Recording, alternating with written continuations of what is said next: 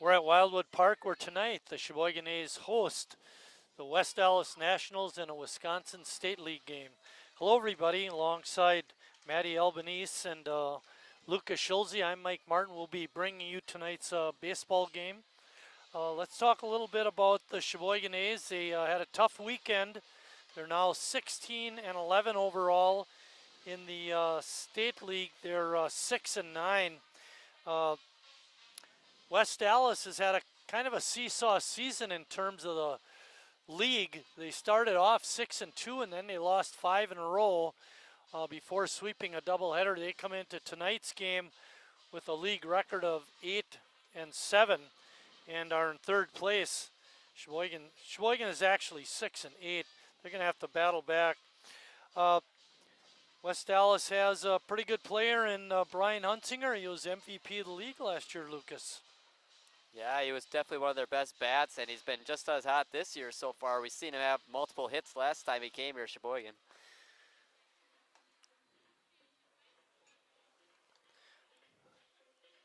Let's go with the lineups. I'll go through the West Allis lineup. You can go through the defense for Sheboygan. Dom Kibler is leading off in right. Therese Mitchell, good-looking third baseman, is batting second. Tristan Ellis is the DH tonight. Logan Rodeman is at shortstop, batting fourth. Jack Zeller is at second, hitting fifth. Batting sixth, Gavin Bennett, the catcher. Rob Coe is at first base, batting seventh. Hitting eighth is Parker Wyatt in left. And Nick Argersinger is in center field, batting ninth. Defensively for Sheboygan from left to right, it's Braden Horn, Gus Walker, who's played his last game with Sheboygan A, then Chase Hanselman in right. And around the horn in the infield from third to first, Harry Stelt, Riley Palmquist, Jacob Neese is at second base, and then John Hadley at first.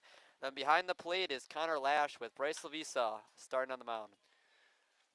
Big news about Gus's last game. What's up with that? Yeah, he just got a coaching job with Marion, which means he can't coach his own players. And since some of the players at Sheboygan go to Marion, he is ineligible to play for Sheboygan.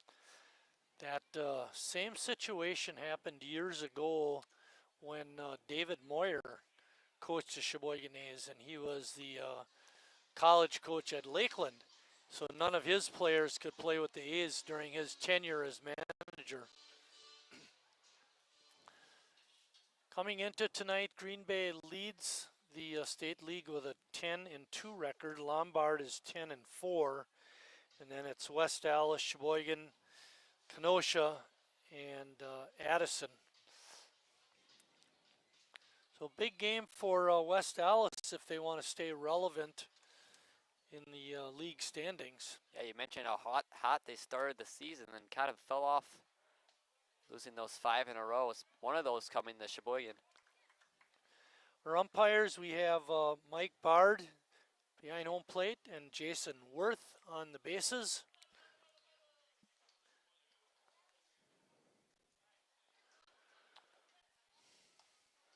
Man, the mound, Bryce Lavisa. Not really a starter normally. You'd think more of a bullpen day, but he does have a 0 ERA and 1 2/3 innings. Pitching in his second game, his first start.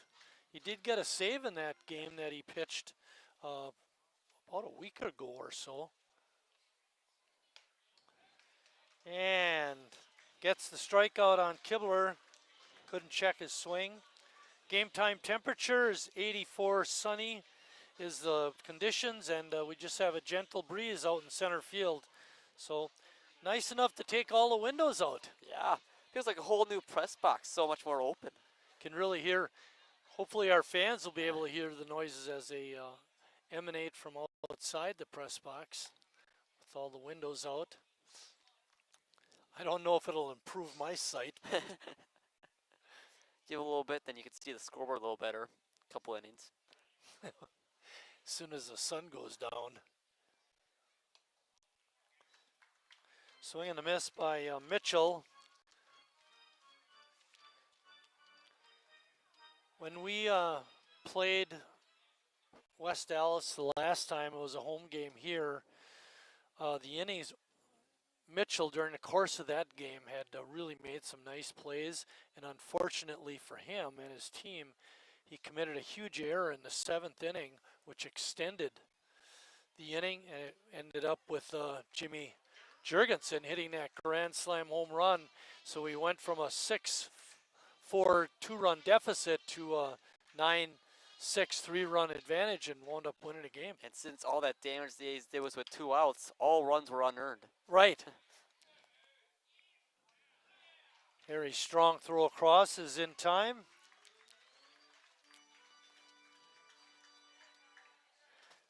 Tristan Ellis is up next. Lucas, you said you were able to locate some stats on the Nationals, but there's a caveat to that.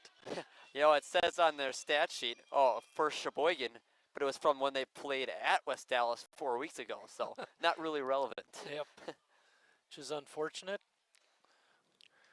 Tim Moyer brought us the up-to-date Sheboygan stats. And one thing we were talking about before the game, Paul's fouled back. Sheboygan's fielding percentage is .964, and I remember we looked that up last summer because we were complaining about the defense. And traditionally, I think it was over the last 3 or 4 years that we looked, it was 9.4 something, so 9.6 this year. That's a good improvement. Ball hit out to center field. Gus makes a diving attempt but couldn't come up with it. It's a base hit. And adding on to that point, opponents are fielding .955, and we're so used to looking at that stat sheet and seeing opponents feeling better than the A's, so it's a nice improvement to Yes. see the A's on the right side of that. We've had seasons where we, at this point of the season, looked at our team batting average and it was almost 300.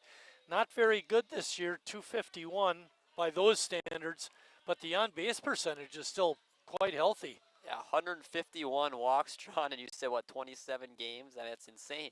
Almost 6 walks a game. Avisa's pitch to Logan Rodman, the shortstop, is a bit outside. Got a nice crowd in the house so far. Oh, we got another Scholze in the house. Down in front.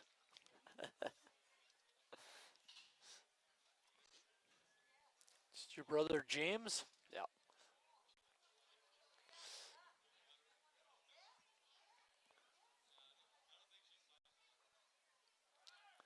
Runner on the move. Strong throw is not in time. And it was in the dirt and got away from the Nice, the second baseman, and Allis is going to get a stolen base and advance to third on the throwing error. The funny thing about that is Riley went to go back up Jacob, but when the throw ricocheted back to the left, no one's over at the shortstop position because Riley was backing up so loud they advanced to third. Tough break on that one. 2 outs though, so that helps. 1-1 is the count.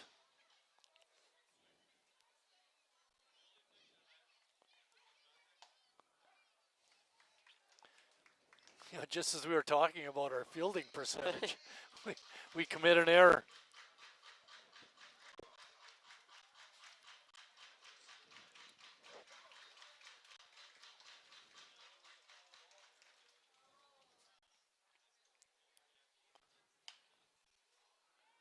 Fly ball to right.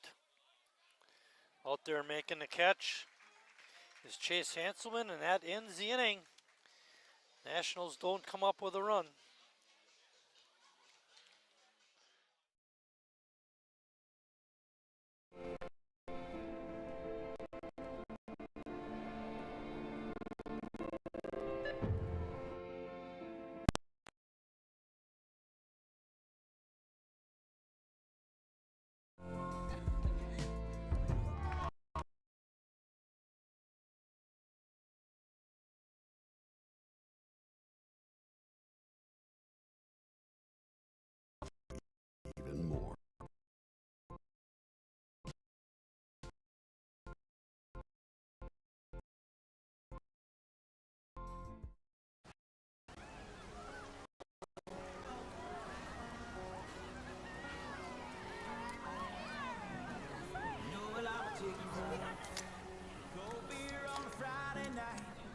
pair of jeans that fit just right, and the radio.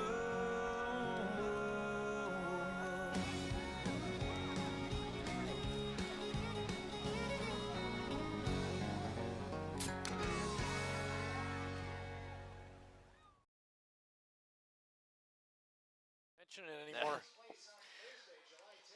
We have some information on makeup games. We're trying to get that Green Bay game in. It was rained out twice. It's now rescheduled for Friday, July 11th here at Wildwood Park. It'll be a 7:30 start. Green Bay at Sheboygan. Huge in terms of the Northeastern Wisconsin Baseball League because they're so close in the standings. As far as the state league game, much more important for Green Bay. And then another one that was rained out back on June 26th was Sheboygan at Appleton. That's rescheduled for July 25th. That's a away game, pardon me. Sheboygan at Appleton. The Green Bay game, home game, that's July 11th. Yeah, that Green Bay game, we've been saying how big of a game is. The first time it got rained out, the second time it got rained out, and now the third time they're supposed to play. And for the most part, we've done pretty good in terms of rainouts. Yeah, just 3 of them and only 2 home games. Gus Walker is going to lead it off for Sheboygan. Like Lucas mentioned, Gus playing his last game because of coaching commitments at Marion. Why don't they just get rid of the Marion players and leave Gus? Yeah. Everything would be fine. Just a couple of years ago, half the team was basically from Marion. Not as much anymore, but They've had a very good baseball program. Gus with a base hit.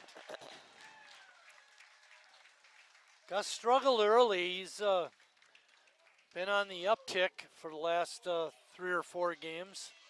one thing I asked him today in the interview was, you know, when you steal a base, feels like almost every time you're on. Do you think that when you're in the box?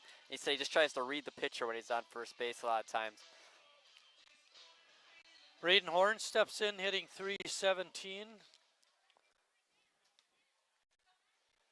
Gus on at first. I'm sure he'll try to steal a base. There's a line drive, base hit to left.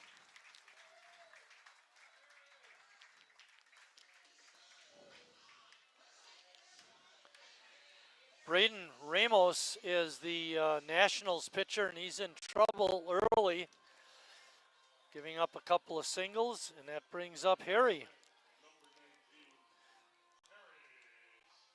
Harry, bit under 400 at 389, but he still leads the ball club.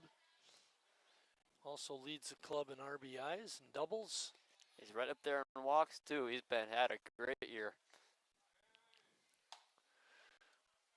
When we talked about the weather over the weekend, Saturday and Sunday, the wind was consistently blowing out to left.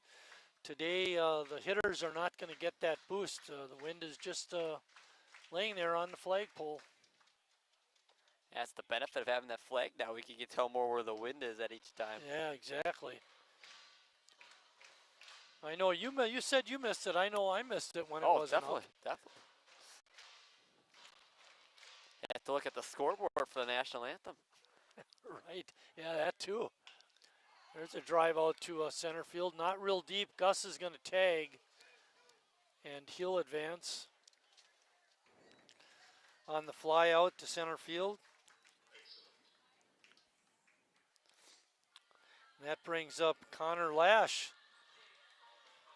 Connor, another hefty batting average, .346. Leads the club with 4 home runs. He's due. Yeah, we haven't seen a home run in about a week or so from him, at least. Big spot would be 3-run jack. Runners on the corners.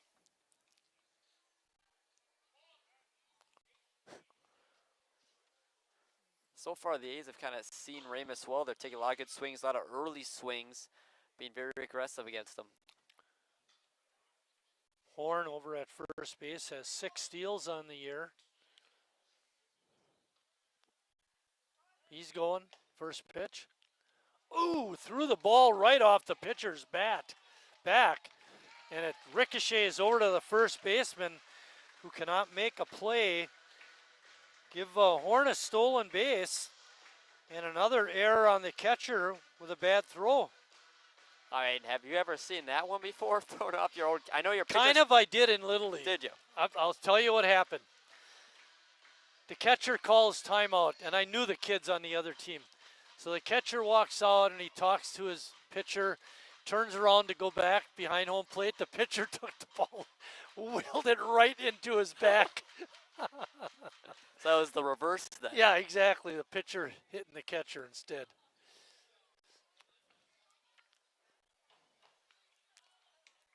I mean, a lot of times you tell your pitcher's supposed to get down, but it didn't even look like he was really in the base path. It was just a really bad throw. Yeah. So Sheboygan has a run, and they have a runner in scoring position at second with Horn off the stolen base.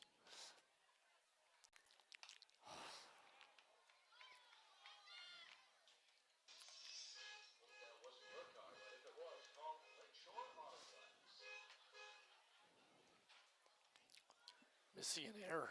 Huh? Missing an error on the scoreboard. Oh, yeah. Could have been the Culver's error. Yeah, oh. Oh.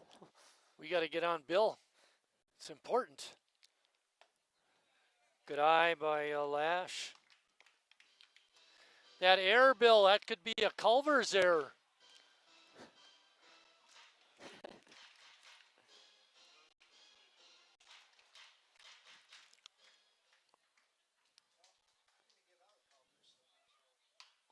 Yeah, that. Tell Bill who's boss. Oh my. What a base hit that is. You can't call it an error. It didn't hit anyone's glove. Right. Just dropped in the middle of them. Yeah. No error, that's a base That's hit. it. Yep. Can't charge an error on the fielder. That's 3 hits in the inning. We need more than 1 run. What a weird inning for West Allis. Just a lot of uncharacteristic Yeah. mistakes from a really We solid thought we had bad luck. Yeah. Of course, I guess it's not luck, it's bad play. Jacob Neese is up. Jacob has been struggling after that MVP season last year. Still getting on base. We were looking before the game, 380 on base percentage, ignoring the batting average. Jacob hitting 206, and you said he had a 383. So you think about that. I mean, he is leading the club in walks, so that's going to drive up that on base percentage. Now 1-1 count to Jacob.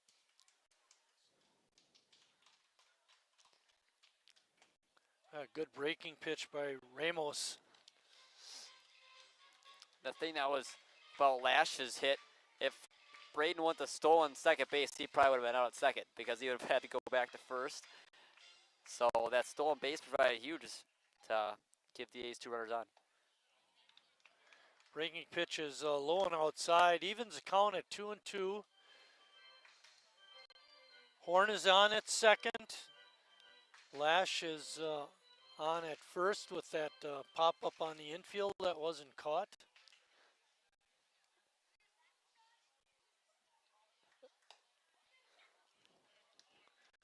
And that pitch out of the strike zone makes it 3-2. Only 1 out, so I wouldn't expect the runners to be on the move. The problem with Ramus so far today is when he's throwing in the zone, he's been getting hit around a lot of barrels, and when he's missed, the A's aren't chasing. Pop up on the infield. Shortstop Radaman makes the catch. John Hadley is up. The worst part about that last pop-up was even if he doesn't catch it, it's an out. Yeah. Because the infield fly rule. I see A1 has some friends. He's been lonely all season. Yeah. Need some companionship.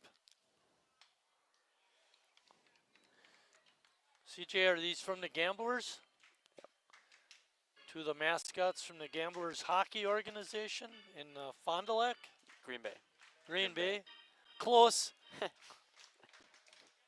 all the Fox River Valley.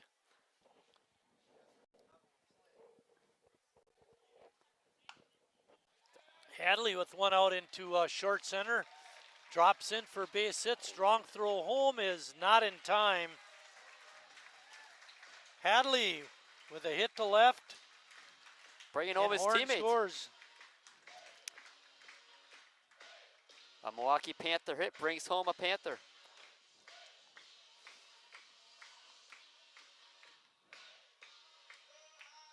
And that brings up Jimmy Jurgensen.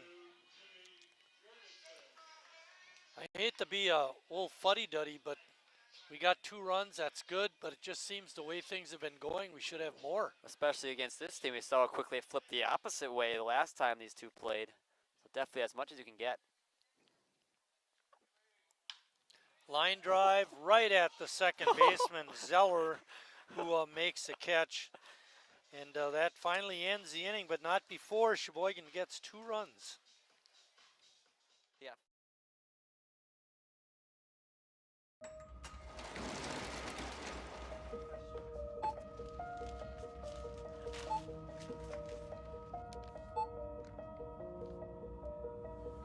Whenever you shop Meijer, you don't just feed yourself or your family. You help support programs like Simply Give that feed our neighbors in need. Thank you.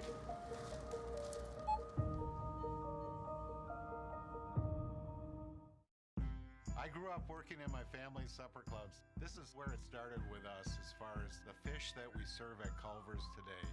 We source the finest cod and batter each fillet by hand and always cook it to order.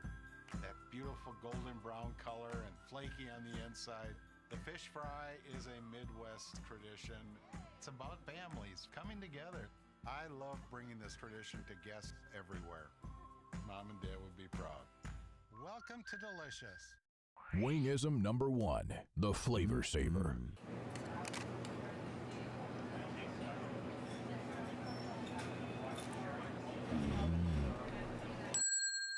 Legend Larry's, the definition of flavor. Wingism number 2, the Joker. Then her dad walked in. Dude, we're done eating. Use a napkin. You serious? Yeah. Are you serious? Yeah, I'm serious. Why so serious? Legend Larry's, the definition of flavor. Getting ready to lead off the second inning for West Allis is Jack Zeller, who ended the Sheboygan bottom of the first, catching Jimmy Jurgensen's line drive that looked like it had a ticket to right, but It looked like they had some film on or something. Good shift. Great Yeah. coaching. We know Jimmy's a pull-happy hitter. But against lefties, you know, he seems to take it opposite field. But against he righties, did that twice, and it was good to see. righties feels like more of a pull guy. Zeller takes that first Lavisa pitch outside for a ball.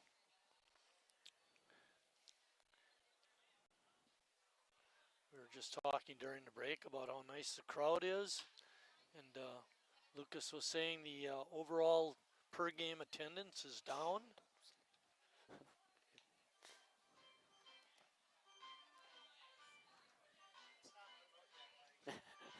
We need you fans not watching the live stream. We need you here in the park.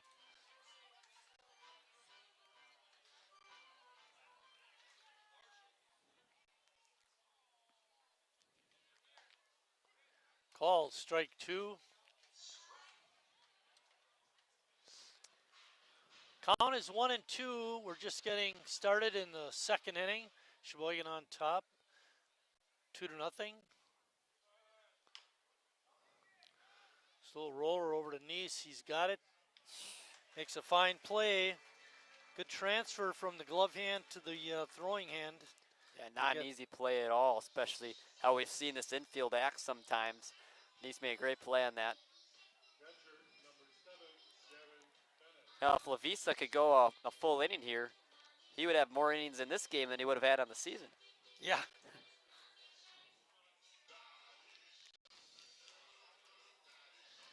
Gavin Bennett, the catcher, is up.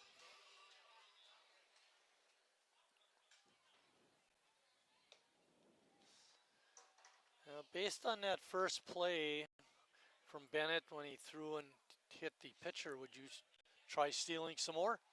Yeah, it didn't even look like, had it not have hit the pitcher Ramos, that it was going to get him anyway. So, I mean, why not? Why not tag him till he gets you?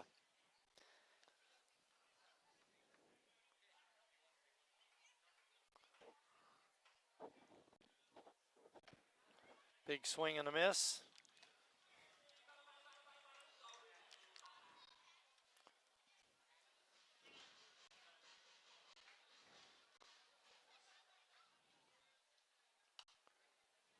Ball's fouled off the screen. Thing that probably makes more sense having Lavisa pitch on it is use all your aces throw over the weekend. So maybe trying to give those guys a rest and use more of the bullpen guys who didn't get as much of an opportunity. Be interesting to see who goes tomorrow night, if any of those Saturday pitchers would be ready to go. You were thinking Sawyer maybe could go. Well, Wednesday. yeah, I was thinking he would be going tonight, but you never know. I mean, maybe he's not here, or they're saving him for tomorrow. Little bouncer out to the mound.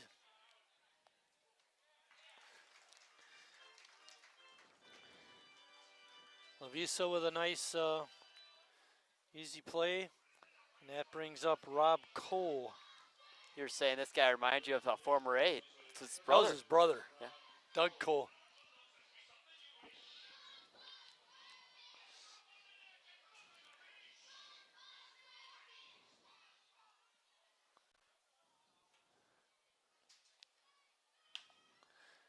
High bouncer out to short. And another fine play by the infield of Sheboygan. That one by Riley Palmquist. And it's a quick 3-up, 3-down inning for West Allis.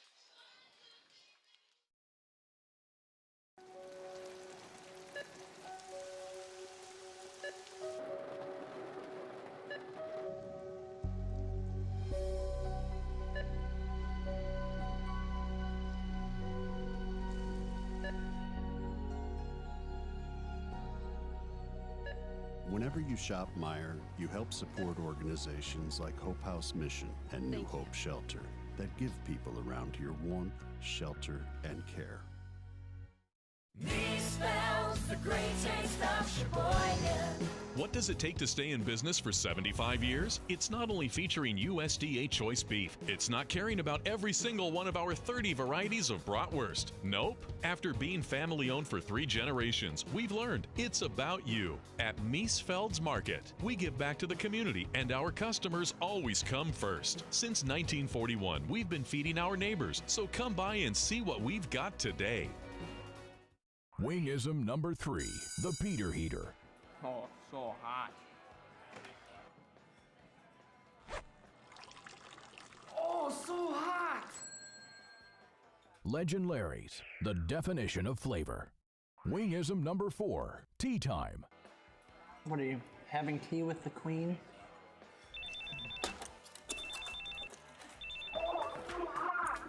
Hello. Nice. Legend Larry's, the definition of flavor.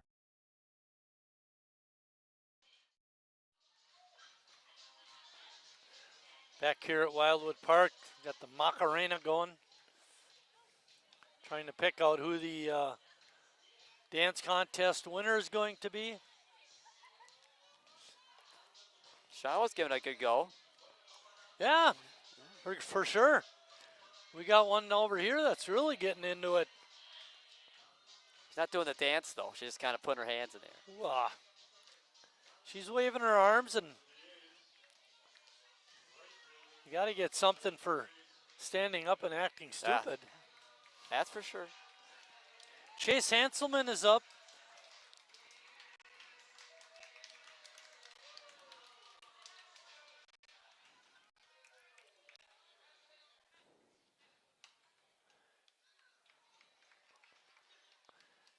It was a tough weekend for the hitters, you know. Yeah. It's what did we figure out? We had, did we get over 20 hits?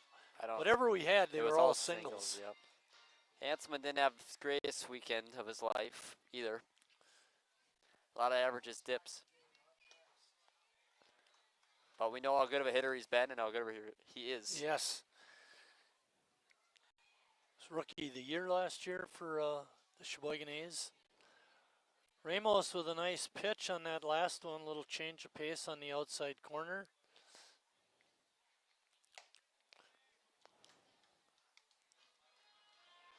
Count is 1-2.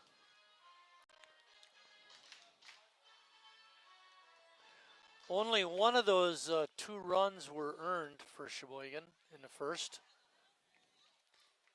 That was definitely a weird inning. Even the one that dropped in between the infielders wasn't even an error.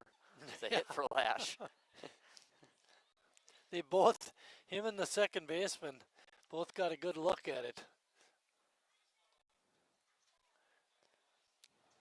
3-2 is the count. No walks yet for Ramos, but he's flirted with a couple of full counts. Even Sheboygan with 4 hits in the first inning and 2 runs. Oh, swing and a miss. Riley Palmquist up next.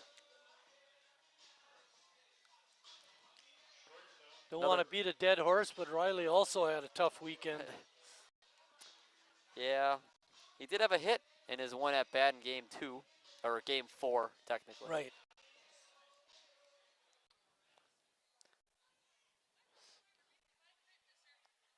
He's been so good at short, though. Defensively, that's sometimes anything you can get with the bat's just a bonus. Exactly.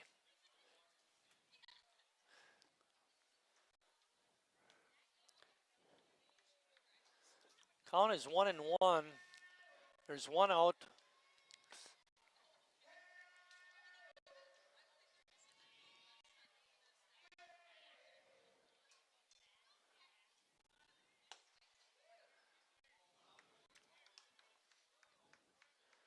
Was talking to a friend on the phone this afternoon who used to be involved with the softball back in the day. Ball has popped up out of play. Anyway, he was telling me, you know, they used to have 150 teams across the city playing at all different kinds of diamonds back when it was really hot, the game of softball. Now he said there's less than 50 softball teams in the city. In Sheboygan? Yeah, we're right around 50. The reason I bring it up is there's a line drive out to center field. It drops for a hit. There are 2 games going on across the street, and we've had plenty of nights when it's all dark over there. Also been a few nights where you were leaving and they're still going out there with the lights on. Don't have nearly as good a lights as the A's have. We always see that little yellow in their lights, but. Gus Walker is up. Walker singled and scored in the first.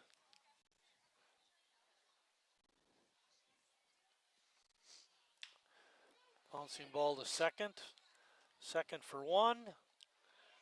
Relay is in time. Double play.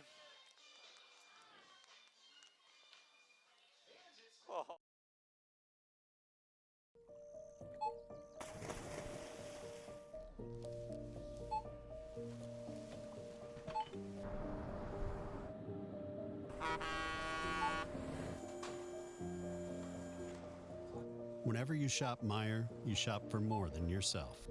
You help support sustainability in all our communities. Thank you. Today, tomorrow, and for years to come.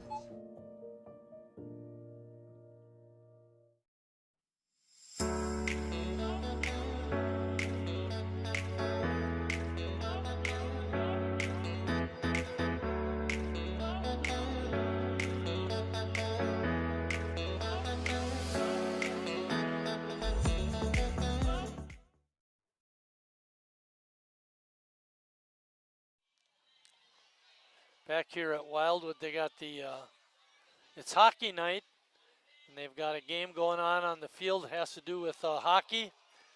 She gets 3 shots at a net that is pretty small. Yeah.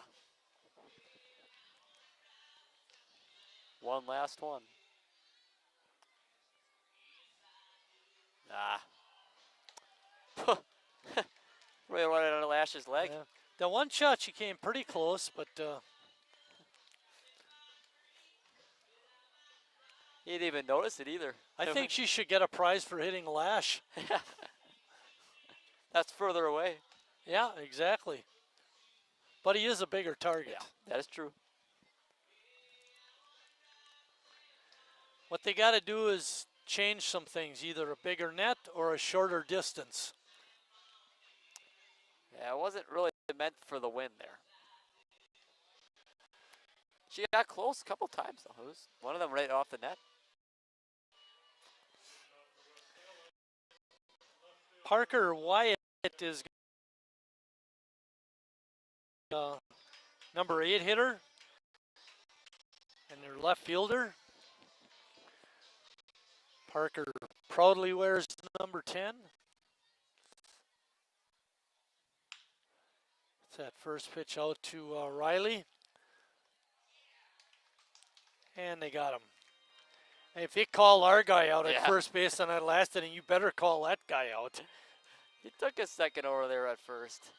Maybe he just thought it was obvious, but Hadley did kind of skip on the bag. Maybe he thought he wasn't on it. I don't know. Nick Argersinger is up. Lavisa really making his infield work, getting a lot of ground balls all around. That's good because less pitches and go deeper into the game. Every infielder has had a ground ball hit to him except for Hadley, but he's been the end of. That isn't everybody then. And he's been the end part of all of them, so he's been involved. Oh, definitely.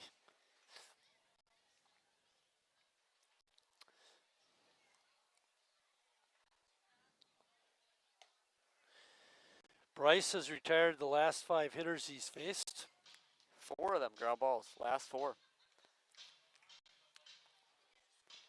As I look out at the crowd, see a lot of A's jerseys from the past being worn. They sell game-worn jerseys in the team store. Any of the jerseys from when you played? Any of the jerseys from when you played? No, those are those are 50 years old. I didn't They know might still be around somewhere. Didn't know if they had the vintage ones on display. No, not that vintage. Ours were kind of cool though. They were white with blue pinstripes, and they were sleeveless. Really? So you had to wear a blue undershirt, with the sleeve, and they were actually very sharp. Kind of what the Rockies do, or used to do a little bit ago. Right. Like the vest. And we had the script A instead of the new logo that is currently being used. Say athletics or just A's? Yeah, just like the Oakland Athletics has their A. Okay. That's how the A looked on our hats, and we were blue and white were the team colors back then. The grounder to Harry, hits his glove, throw across, not in time. Do you know when the color change was made? Do you know it all? I think it was about in the 80s. You giving him an error? Yeah. E5.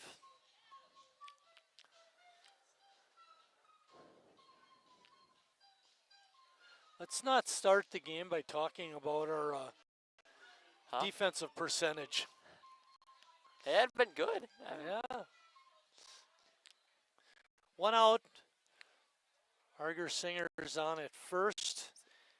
And Dom Kibler, the leadoff hitter, is up again.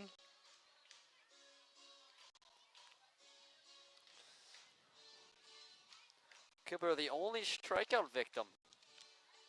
Led off the game with a strikeout, none since. Oh. Got plunked by that pitch.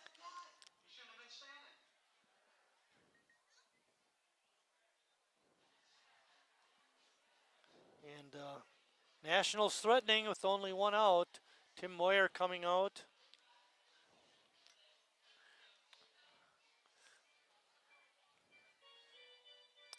I think Moyer probably wants 3 to 4 at least out of Lavisa. I know he's not used to going that kind of distance, but bullpen day. You don't want to be using 6 guys. You want to get through it in 3 or 4. What I do remember when I played is they didn't count pitches. Nope. I mean, you just kind of went out there and threw, and if the manager saw you didn't have it, well, they didn't pull you out. It didn't depend on the number of pitches you threw. Yeah, they even track. It was the eye test. High school, you got the 100 pitch max. Yep. Can't throw. And more. that's relatively new. That's only Yeah. come in maybe the last 4 or 5 years. That probably is a good change. I'm sure you were throwing complete game shutouts with like 200 pitches back in the day, though. Well, I don't know about that.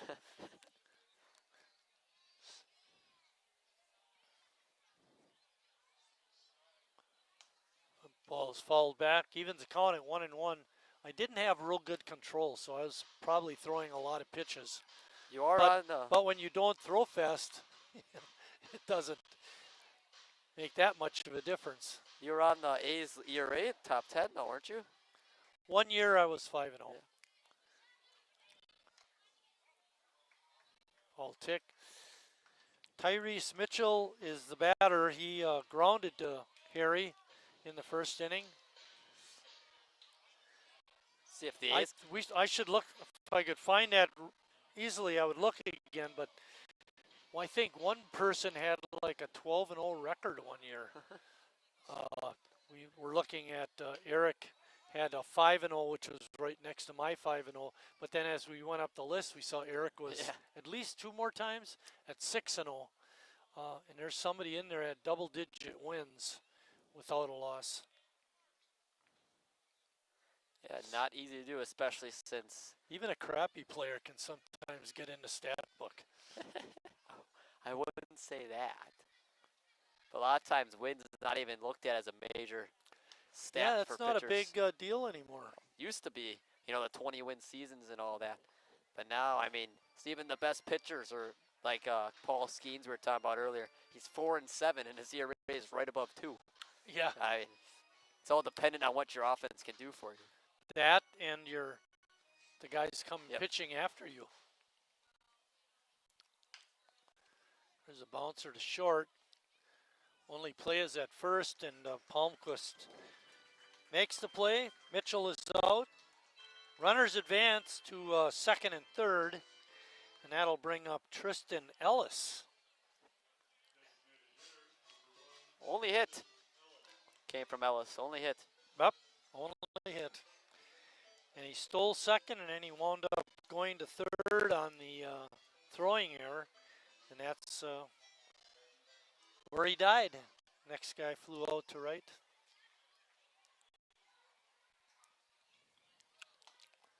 Levisa's pitch is inside. So then none of these runs would be earned then because of the E5? Correct, because there's 2 outs now.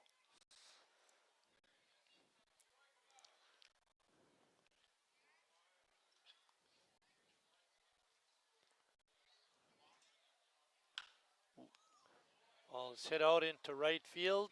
Hanselman has got it. And that ends the Nationals' 3rd inning. And Sheboygan still on top, 2-0.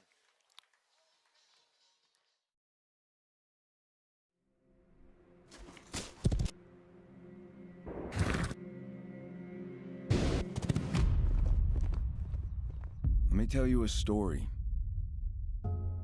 about a beer rooted in the heart of America, found in a community where a handshake is a sure contract, brewed for those who found opportunity in challenge and hope in tomorrow,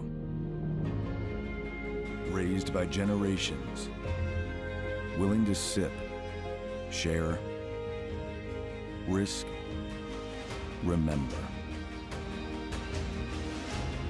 This is a story bigger than beer. This is the story of the American spirit.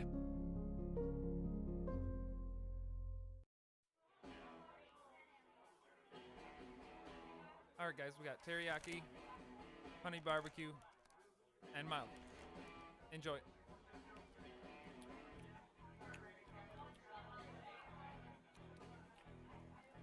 All right, DOA wings, hottest on the menu.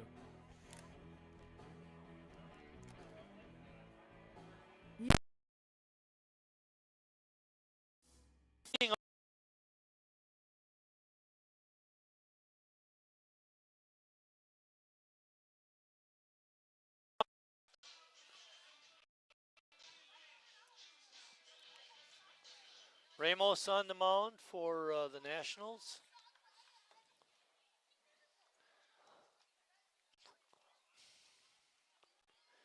These teams are 1-1 on the season. West Allis winning the first contest at their park 5-4 in a comeback win, and Sheboygan winning the second contest 9-6 in a comeback win.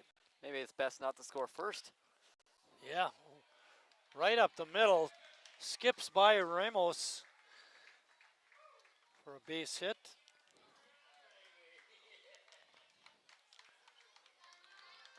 Harry's up.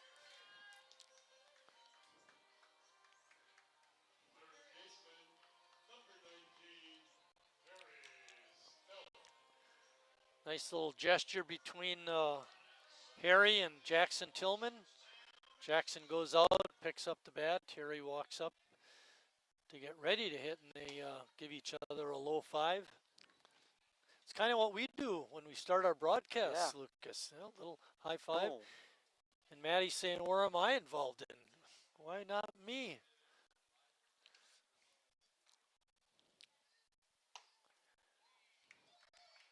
Pitch is up high, 2-0. Connor Lash waiting on deck. You know, I always find funny is how even if the A's are struggling, whenever Harry comes up, the whole stadium feels like it comes back alive. Just how much respect this guy has gained in his time with the team. They like their Harry. Yeah, that's for sure. And they're not struggling tonight, so it makes it even better. Exactly. We mentioned Horn's first time on the bases. He had 6 steals so far.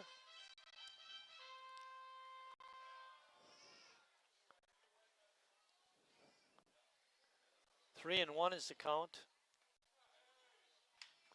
Harry dumps one into center field. It drops for a hit.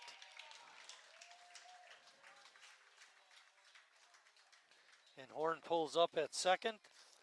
It's getting kind of out of hand now. When's the last time this team got an extra base hit? 7 hits, 7 singles? Yeah, the single business has got to stop. I mean, I'll Of course, take but it. remember a week or so ago how we were complaining we weren't getting any hits? Now we're complaining we're not getting any extra base hits. Can't ever please the announcers. And you know who's the worst up here? Bill. He's always down there complaining about something.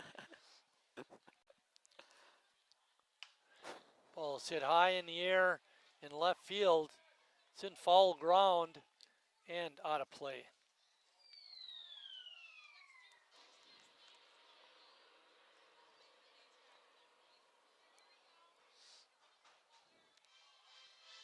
Now, if you're a guy who's going to get you an extra base hit, I mean, you're looking at him. He's got 7, 8 of them down the year.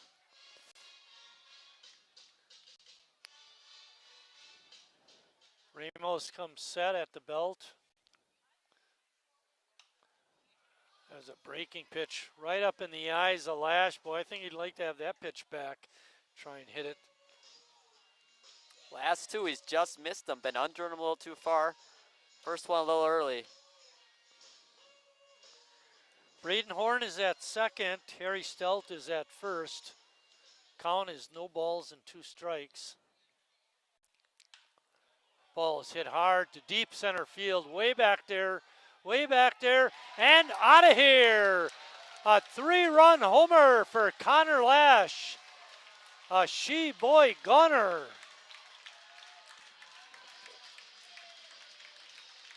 He does it again. Number 5 for him now. What a season he's having. Ever the A's need that boost, it feels like he's hitting a home run. That's nice to see. 5-run lead for Sheboygan. Problem is, we'd rather have it 5-0 in the 8th inning. We'll Still take early. the third. We'll take the third. First pitch to Jacob is up high. And you were given those scores from the first 2 games, both really good games, and you said comeback victories. West Allis had a walk-off, and Sheboygan had that grand slam in the 7th.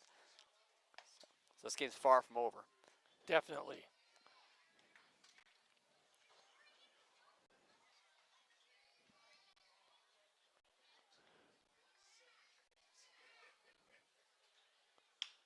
A bouncing ball in the hole at short. Rodman up with it. Strong throw across in time. Great defensive play by the Nationals shortstop. Hey, that home run ended the streak. Well, oh, that's right. We got an Look at extra that. base hit. A big fly. The best kind of extra base hit. Brings up John Hadley.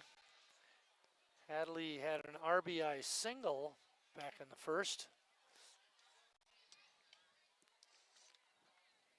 Kevin Muck selling 50-50. He's got a nice crowd to work with. You know, fans, it's not too late to come to the park. Get your seat and wave down Kevin. He'll come over and sell you a 50-50. I'll bet it's up over, well over 200. Oh, definitely. He always gets a lot. Pitch in the dirt. He always finds a way to get as much as he can. Yep, he's a great salesman.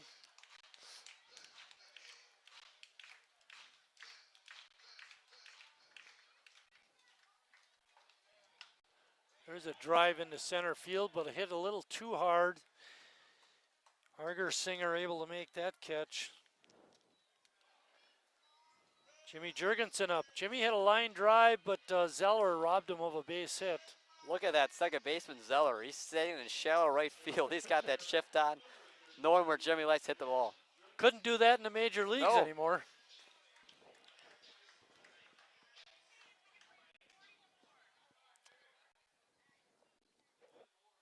It used to hurt Christian Yelich a lot. They'd always have that shift away over on his pull side.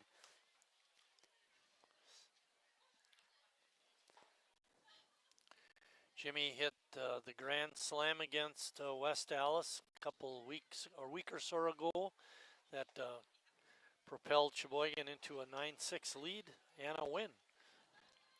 Last Wednesday, like just 5 days ago, 6 days ago. Told you it wasn't so long ago. Yeah.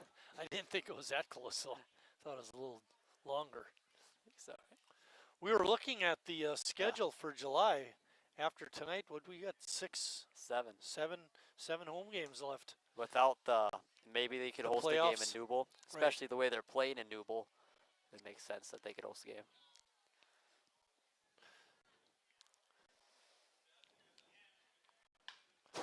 There's a drive to deep right field, way back there, leaping at the wall. It's off the wall. Great effort out there by the right fielder. But Jimmy has himself a 2-out double. They're really getting a hold of Ramus. First and third innings, there's been a lot of barrel. Dom Kibler out there. Looked like he had it measured, but just couldn't quite catch up to it. Steve Elliott's coming out to talk to his pitcher. Yeah, 4 hits in the inning and a home run and a double. Now up to 9 hits in 3 innings given up by Ramus, and he's done. And that's going to be it for Braden Ramos.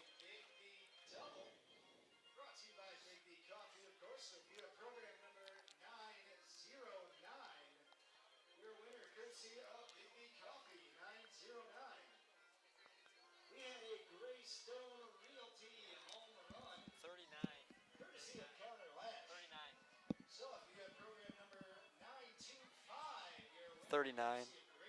39 is in.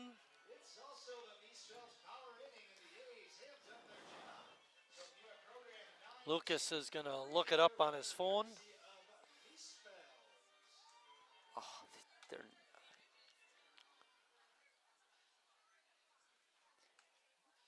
Danny Belknap. Danny Belknap.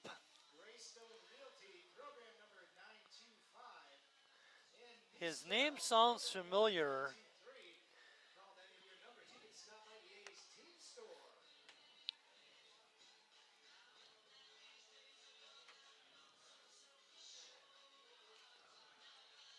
Danny Belknap, big right-hander.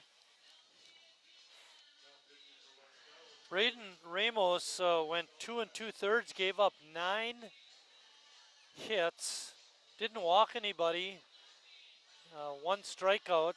So far he's allowed 5 runs, and 4 of those are earned. He is responsible for Jimmy, who's on at second base.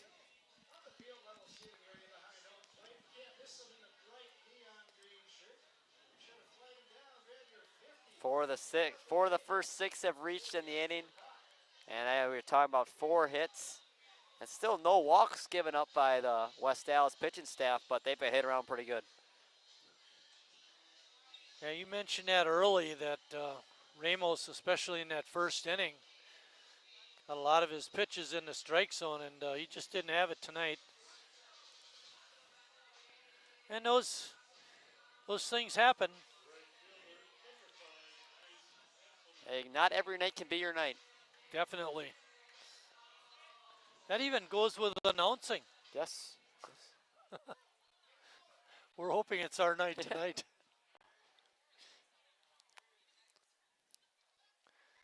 Belknap steps out, and so does Chase. They forgot to get their signs straight. Of course, with a runner on second, you may want to make sure that you have things straight. Don't want to have your signs stolen, right? You see that more in the MLB when the pitch com's not working, they have to go get a new one.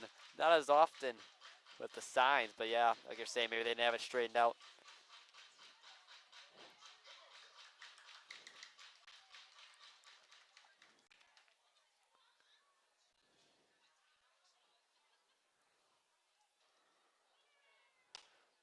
What would you rather use? I know you've probably done signs more often, but would you rather have like someone push a button and you hear in your ear? No? I'm old school that way. But I understand why they do it, because of the sign stealing, and there was that controversy. I believe it was in the World Series a few years back in Houston. 2017. Garbage can.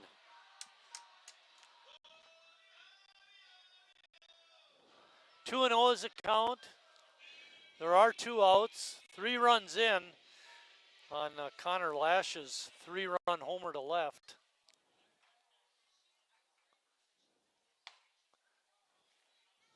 Another pitch outside the zone. Waiting on deck is Riley Palmquist. Between the 2 teams, 2 strikeouts. Yeah, it's not much.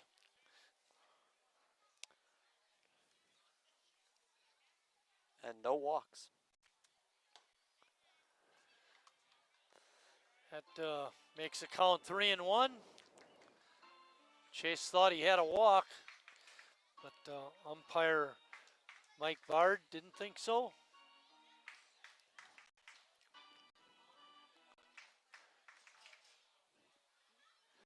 Jimmy with a nice lead off a second. And that's ball 4.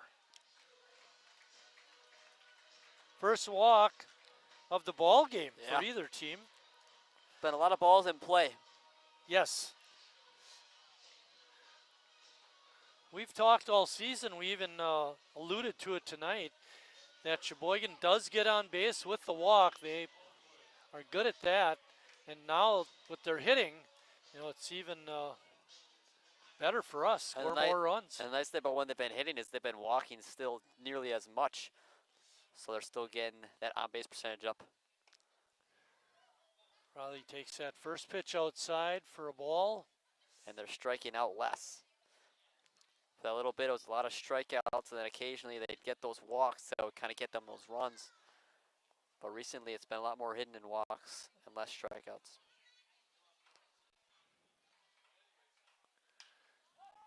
Hanger hit out into center field. Argersinger has it, and that ends the Sheboygan third, but not before they put 3 runs on the board, and after 3 complete, Sheboygan on top, 5-0. The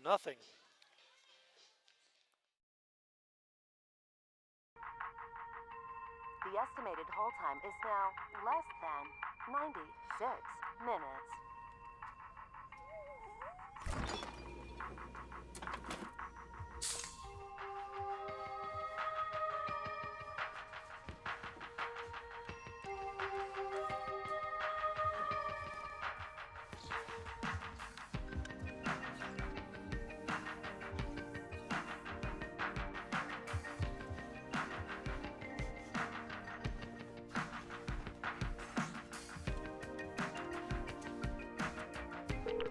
We thank you for your patience.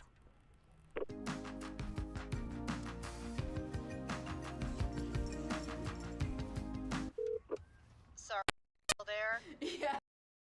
Okay.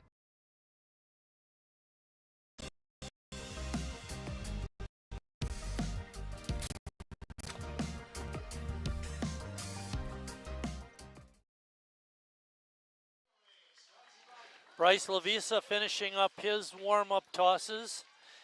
Leading off the 4th inning for West Allis will be their fine shortstop, Logan Rodeman. Logan had that fine play deep in the hole and threw across to get Nice. Nice. Good memory. I didn't trust you. Don't blame you. You also On a turned A's that. Club related note, bingo is July 10th. That's a Thursday at the Town Hall. And doors open at 5. The progressive jackpot, you might want to get there. Yeah. $5,395. Don't tell Maddie, otherwise she'll show up too. You a bingo player? No. You a bingo guy, Marty? No. You ever go to the A's bingo? I worked them a couple okay, times, okay. but I got that dyslexia, you know, the numbers get turned around. And A lot of numbers. I do remember my wife and I and my brother-in-law and, you know, Jane's sister, we went to way back. It's when the American Club, before it was the American Club that it is now. And they had bingo in the basement. And my brother-in-law says, Marty, you know, this is so big, they're all spread out. If you get bingo, make sure you scream it out so they hear you. So I ended up getting bingo one time, and I screamed it out, and the guy is almost standing next to me, comes over to check my ticket. My brother-in-law got me on that one. Maybe that's why I don't play bingo anymore. Too scared to yell it out too loud. At least you got bingo, at least you won. I tell you, that $5,000 does make me want to play. High bouncer to Harry. Strong throw across is in time. Maybe they'll give you a Hall of Fame You know card. what would happen? Huh. I'd go to the play and they say, hey, Marty, we need workers. Yeah. Maybe they'll give you a Hall of Fame card that has better odds. Maybe they ought to give me one that's an automatic winner. That too. Next up is Jack Zeller.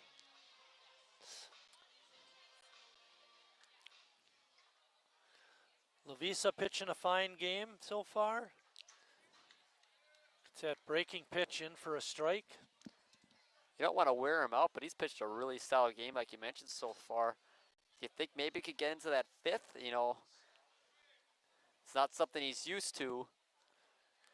You know, when you were down by the dugout lining up and doing the interview process with Gus, you should have walked over to Tim. Asked him, what's the game plan for tonight? I'm getting there, yeah. I mean, he kind of knows you're famous now. Yeah. From what? The interviews? Hey, state basketball tournament. Yeah. Made a free throw. Why didn't you make them both? That was sectional. I wish I would have made it state. I do have an assist. I had an assist at state. In state? Yeah. Okay, cool. That's even better. Ball's popped up. Harry in foul ground. Makes a catch.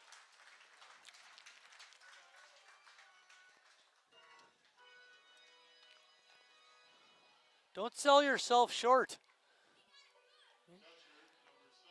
Smart kid at Lutheran High going off to Marquette. Yeah. I mean, it's impressive. Thank you. Shoot, when I got my diploma, I sat down. First thing I did was open it up and made sure it was signed.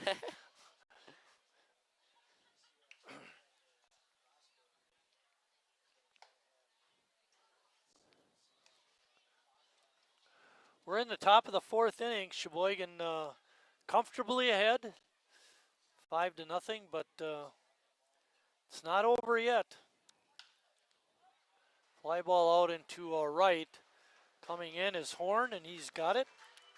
And that ends the fourth inning for the Nationals.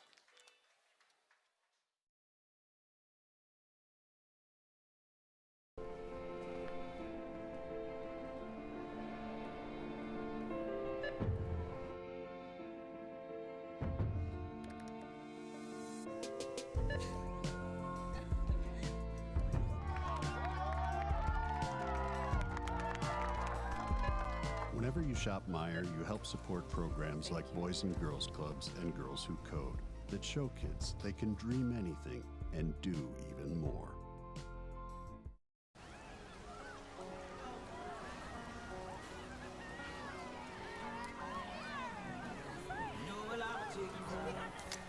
Cold beer on a Friday night, a pair of jeans that fit just right, and the radio.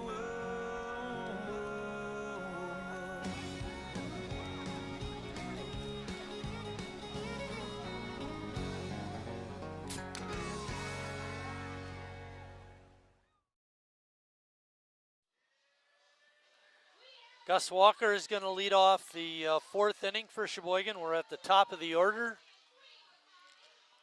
8 hitters hitting that third inning. He was the only one that didn't hit. Yeah, right.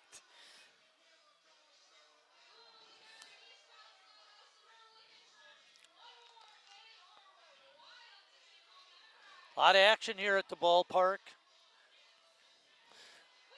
9 hits. Good crowd, 10 and we hits got in a the game. winner on the dice roll.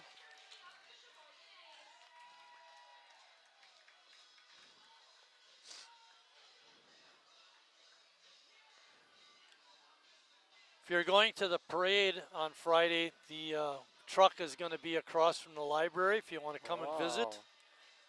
Think about it. What is it? Yeah, that's usual. We'll take it. That's usual. So your dad said he ordered a cord. Yeah. What is it? I don't know. So remember, Maddie, they're more afraid of you than you are of them.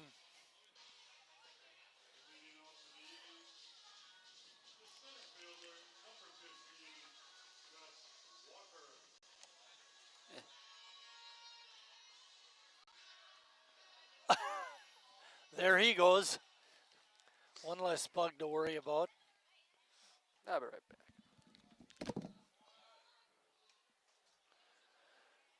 First pitch by Belknap is high and outside. Gus singled and scored in the first inning and hit into a double play in the second. That strike evens the count at 1-1. You know what else we should get up here? A roll of paper toweling. A good fastball that time, and Gus comes up empty.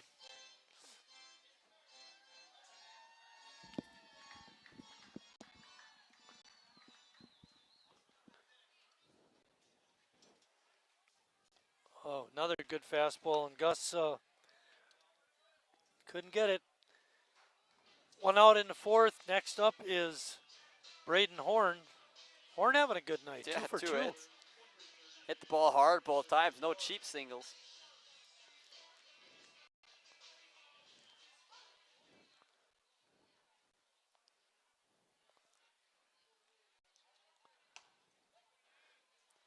Belknap giving the Nationals a bit of a lift with some fine pitching. Definitely. Yeah, he walked the first batter he saw, and then retired the next two.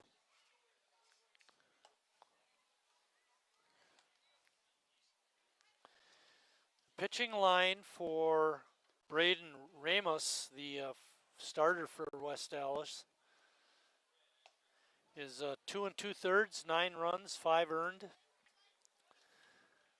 Gave up no walks and had a strikeout. Allowed 9 hits, 5 runs, 4 earned. I get that right? I think so. Yeah, he said that 1 run wasn't earned because of that throw off the pitcher's back. 2-2. Ball is hit into right. Kibler making a catch.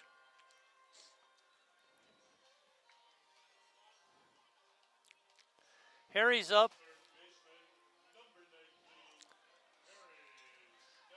Harry was coming into the game hitting .389. He's 1 for 2. I don't know if it would have jumped it up over 400, but he is a little closer to that 400 mark. Yeah, he was over it, like 414, I think was the highest ever got around that area. And then I remember that I think it was maybe after one of the 2 doubleheaders you figured out he was the second day 404 starting off. Yep. Then he had a great day that game, and then after that, I mean, even dropping your average from 404 to 389, and you still can have like 2 hits. Exactly.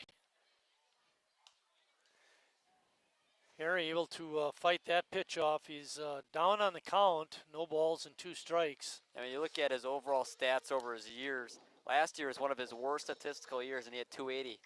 Yeah. He's quite a ball player. He normally is always in the lineup, too. He's always comes to the games, doesn't miss too many. I think he's played the most games of any of the players this year. Ball is hit hard to center field, but Argersinger is there. And a quick 1-2-3 inning for Sheboygan. After 4 complete, Sheboygan still on top, 5-0.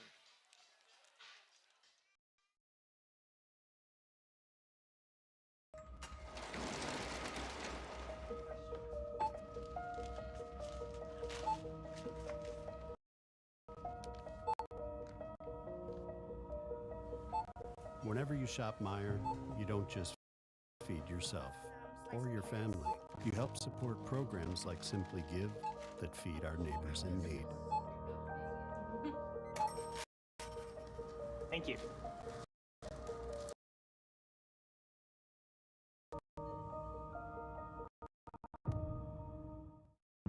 I grew up working in my family's supper clubs. This is where it started with us as far as the fish that we serve at Culver's today.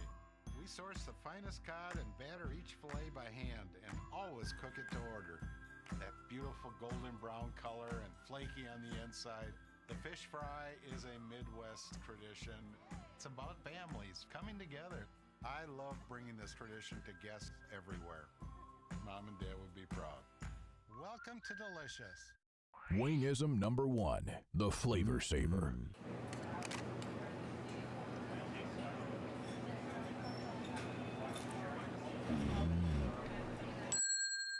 Legend Larry's, the definition of flavor. Wingism number 2, the Joker. Then her dad walked in. Dude, we're done eating. Use a napkin. Serious? Yeah. Are you serious? Yeah, I'm serious. Why so serious? Legend Larry's, the definition of flavor. All right. Bryce Lavisa still on the hill. Needs to get one more inning and to be in line for the win. This is the 9-inning game. Rob Cole, who grounded out his first time up, will lead it off. I don't want to say it, but he's still sitting on a 0 ERA. It's pretty sweet. Through 4 2/3, 5 2/3.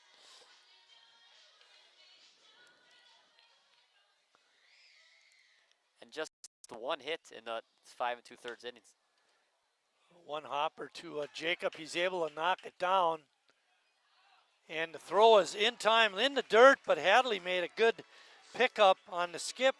And Cole gets robbed. We've seen Adley have a little bit of trouble with those picks. That was one of the harder ones, I think, and he made a really nice play on it that time. He's got pretty good range at Definitely. second base. Jacob, big guy, about 6'1" maybe. Parker Wyatt is up next. Parker grounded out to short. Back in the third. Line score, West Allis, no runs, 1 hit, 1 error. Sheboygan, 5-9-2. They've had their hitting shoes on these first 4 innings.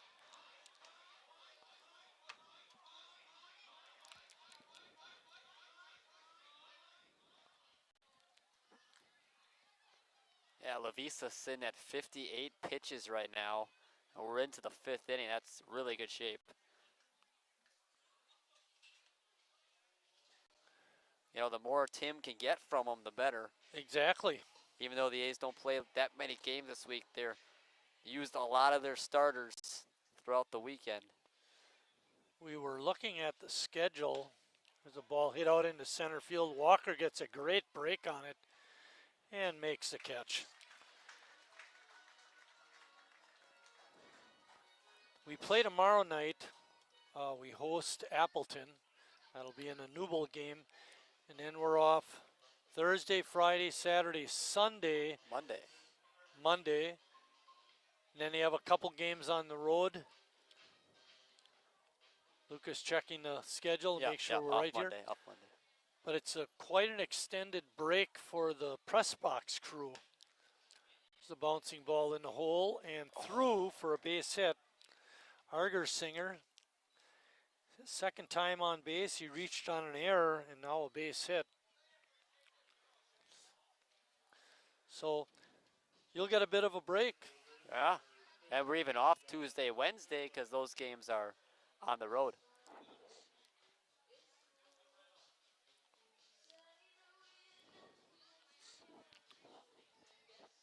Yeah, Sunday definitely not as active home-wise as June was. Right. Pitch just inside. Dom Kibler, the right fielder. Dom has been busy out and right.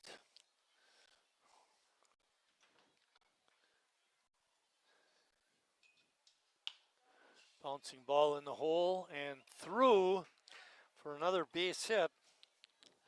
They're attacking Jacob this inning. Tough plays. He's almost made those last two. Even if he would have fielded that one, it would have been a tough play at first. Especially because Hadley had gone 4-2. So there would have been nobody covering first. Tim Moyer coming out.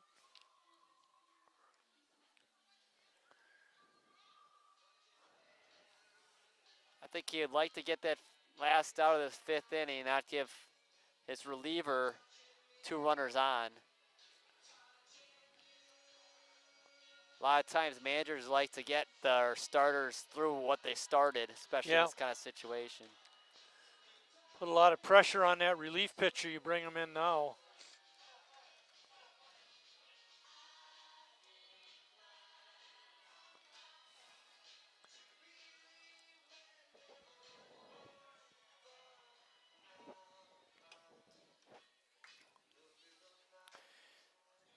Tyrese Mitchell is up next. Tyrese is 0 for 2.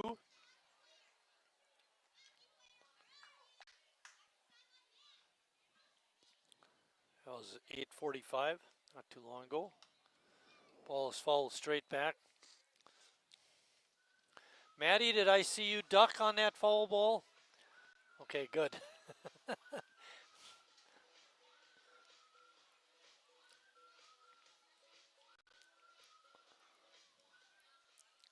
Lavisa comes set and delivers. That pitch is a little bit low and outside. 1-1 is the count. There are 2 outs. The Nationals threatening. Visa really only had traffic in that third inning, but the nice thing about it, both times he's had that problem, it's been 2 outs.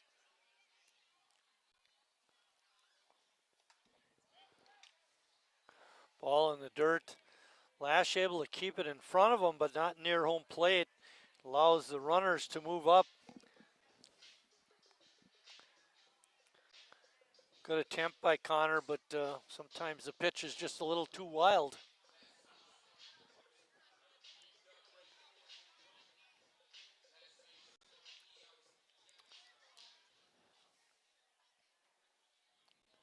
Two-one pitch coming up.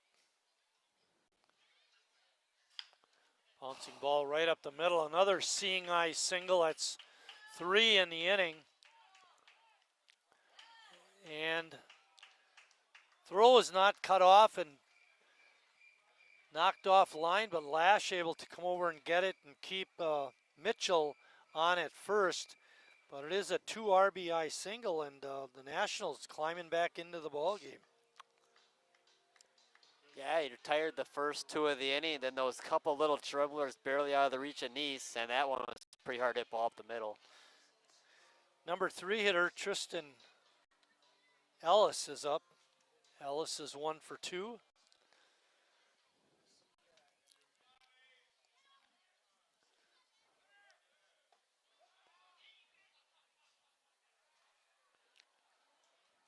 Pitch is, I believe, a strike, and the throwdown was not in time. Not a good throw, but Mitchell not able to advance. It was a strike.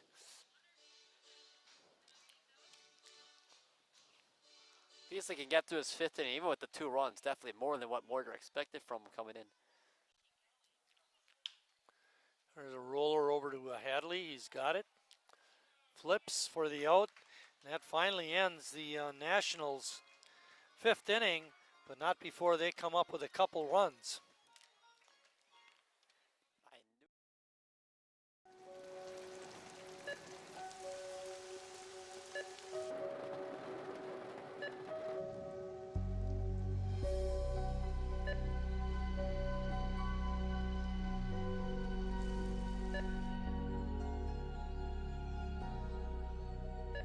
Whenever you shop Meijer, you help support organizations like Hope House Mission and New Hope Shelter that give people around here warmth, shelter, and care.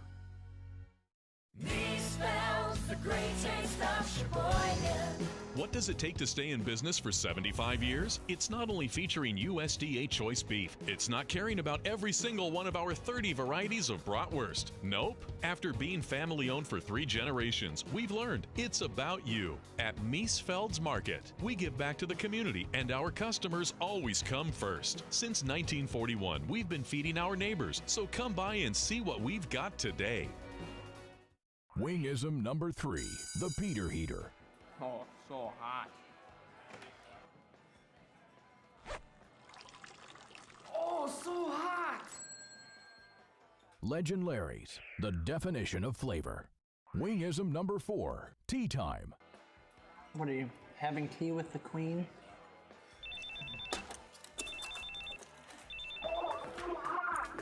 Hello. Nice. Legend Larry's, the definition of flavor. Our trivia for tonight's ball game is, who are the 2 women in the A's Hall of Fame? I know one of them. We'll hopefully give you the answer before the end of the inning. Question once more, who are the 2 women in the A's Hall of Fame? If you're an old timer, you know the answer. I know one. Huh? Don't look. See if you can. You'll never get the second one. First one's pretty obvious. Yes. Her and her husband have a street named after him.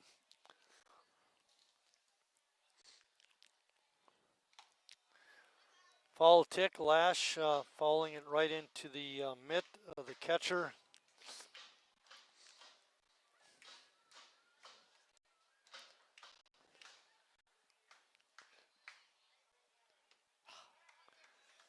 Connor with a swing and a miss. Good breaking pitch by Belknap. Ever since Belknap's come in, this A's offense that was so hot, it's kind of gone silent. Just the Yeah. one walk. We had 4 hits in the third. Then Belknap came in and he hasn't allowed a hit in the 6 hitters he's faced. He did walk a guy, but also has a couple of strikeouts. Jacob is up.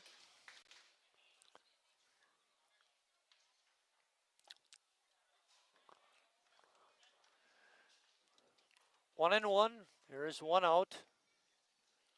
It's a 5-2 ball game. Nationals trying to battle back. Yeah. The catcher thought he had a strike. It looked pretty good. Looked like pretty close to the spot of the pitch previous to that. Line drive, 1 hopper to Radaman. He looks good over there. Shortstop for the Nationals. Logan Radaman. Yeah, hard hit ball by Neese. Too bad it's right at him. Just kind of the way things have been going for him recently. Exactly. John Hadley up. Hadley's 1 for 2.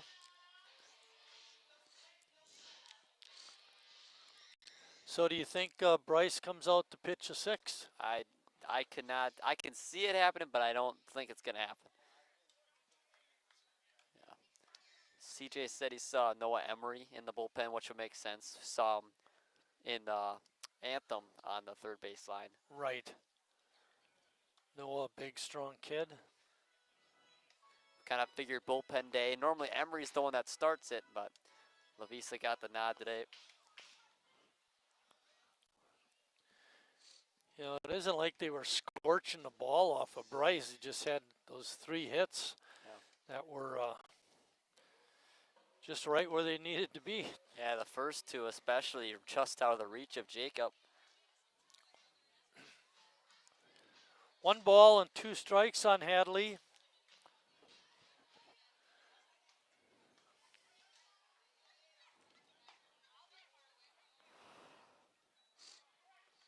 Hadley with 2 home runs on the season.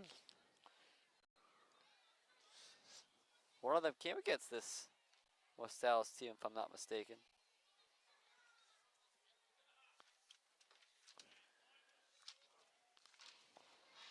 Belknap now has gone 3 and 2 to Hadley. It'll be a 3-2 pitch coming up. Yep. The last time the A's played West Allis, John Allis coming out here in the 3rd inning. Called strike 3 on the inside corner. Good pitch. And that ends the Sheboygan 5th. When we come back, it'll be Logan Radaman leading it off.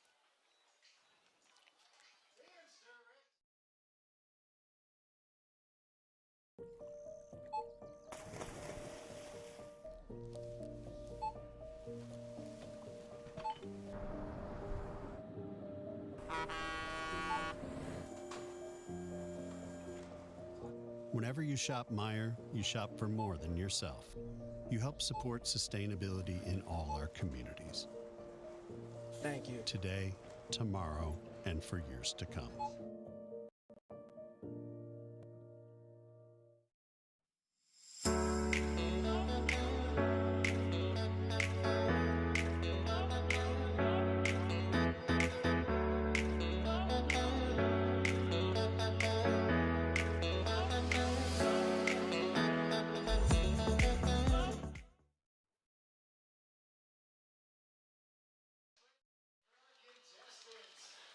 Logan Emery is now on the mound for Sheboygan. Noah making his 5th appearance of the season. He's pitched 11 2/3 innings. Does have 8 strikeouts. The bugaboo is the 7 walks. Yeah, we've seen him start a few games for the A's this year. He's got 2 of them. And he's been solid on those starts. He's gone a few innings, but kind of like Lavisa, not used to going that depth like some of the other A's starters. Yeah, Lavisa went 5 innings, gave up 4 hits, 2 runs. They were earned, no walks, and 1 strikeout. Yeah, definition of keeping in play we were talking about earlier. 1 strikeout to no walks, and the same thing on the other side for Ramus. He just had the 1 strikeout to no walks. No, we did not forget about the trivia question. The question again is, who are the 2 women in the A's Hall of Fame? Who are they, Lucas? Donna Moyer and Betty Zeichert. Yep.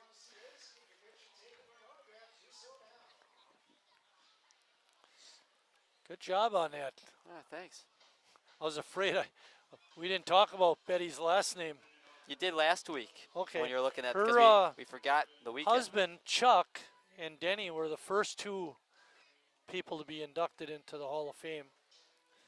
Chuck was a fine player, was a long-time manager for the A's. He was the manager when I played.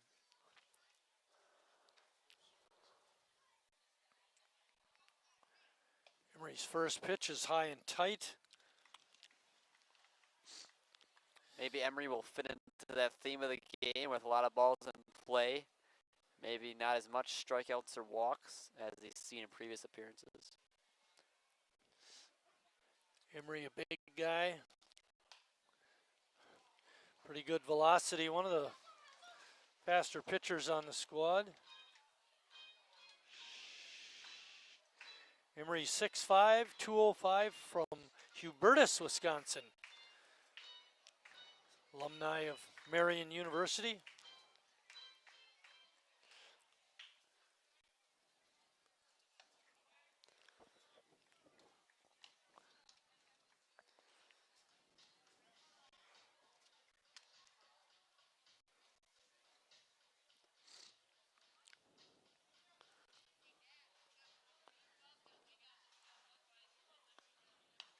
Ball's popped up out of play. Rodman thinks he should have done a little more with that That's what I was about to pitch. say. He looked very displeased with himself, wants that one back. We'll be right back here tomorrow night when Appleton comes to town for a Northeastern Wisconsin Baseball League game. Look forward to bringing that game to you. The word is out, Lucas, that might be your game. Really? You might be the lead announcer that night. Tomorrow? Yeah. Play your cards right, and that's the way it'll Jeez. stay. Keep my mouth shut. Yeah, don't make CJ angry.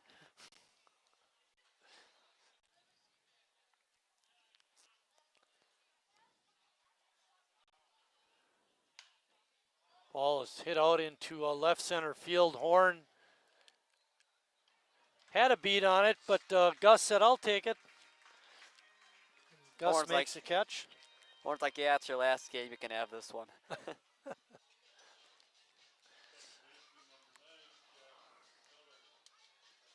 It's going to be a real loss in center field, though, for the A's. You know, there are some guys you mentioned about Riley at short and, of course, Gus in center. You just have a certain comfort zone with those guys at those positions, short and center. And Kiesler's not a bad defender by any means, but he'll probably begin majority of those starts. He does hit the ball better than Gus this year, so, but definitely not the same glove. Ball is fouled back.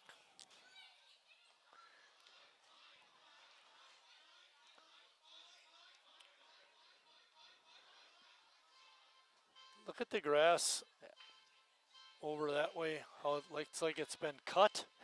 And then moving to the right field line, it looks like it hasn't been cut. Just stopped. Yeah. Bouncing ball out to Neese. He makes the play. Yeah, it's really nice having a guy like Jacob Neese at second base. He's played a lot of third, so these slower rollers, he's kind of become accustomed to, and he makes a lot of great plays on them. I mentioned it earlier, and I stand by that. He's got good range. You need to as a third baseman. Second baseman, not as much normally, but he makes a lot of plays that most second basemen would not be able to make. Gavin Bennett, the catcher, is up.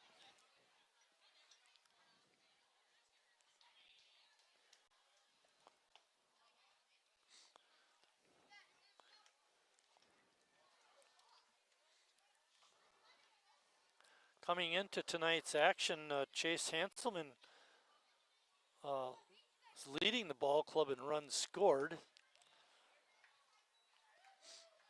We mentioned Harry with his fine batting average has the most hits with 28.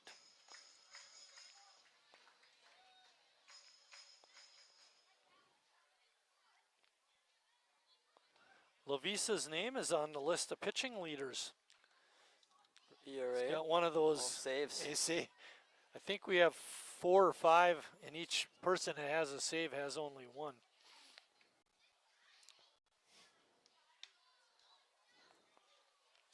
A lot of times in those save opportunities, you see the A's starter complete the game more often than not. Right. Brad is a good guy for that. Count is 2-2. There are 2 outs.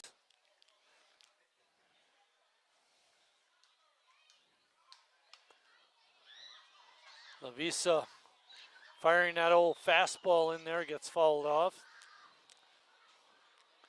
You always got to love these youth nights when there's a foul ball and just see everyone running for the... The ushers love it when they're all running around.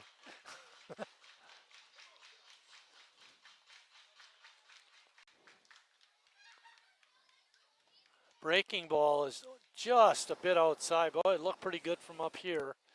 But that makes it count 3-2. Amazing, no barking in the press box on that call.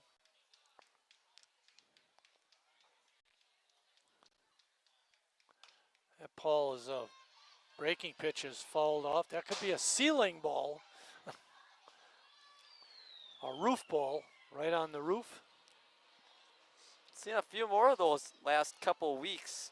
Early on, we didn't really have any, and then seen 2 or 3. I never really appreciate those. No. Really makes the whole neighborhood wake up. Exactly. Ball is popped into foul territory. Harry has room and makes the catch. And that's out number 3, a 1-2-3 inning for the Nationals. When Sheboygan comes up, they'll have Jimmy leading it off.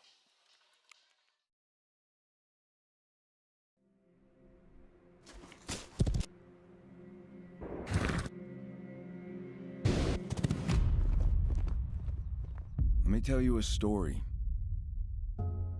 about a beer rooted in the heart of America, found in a community where a handshake is a sure contract, brewed for those who found opportunity in challenge and hope in tomorrow, raised by generations, willing to sip, share, risk, remember. This is a story bigger than beer. This is the story of the American spirit.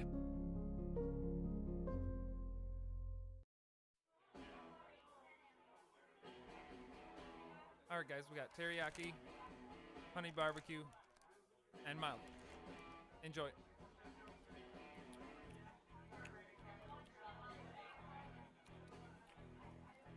All right, DOA wings, hottest on the menu. You got a problem? Who'd they play? The Brewers. Oh. We're back at Wildwood Park, and it looks like the Nationals have a new pitcher out there. Lucas, I'm not sure who it is. Maybe we can find out from Bill. Yeah, these jerseys make it really tough. Well, it looks like St. CJ, can you use your binoculars? 30, is it 30? Andy says 30. It kind of looks like 30. 30. Out with number 30 is now in. Rhett Emmons.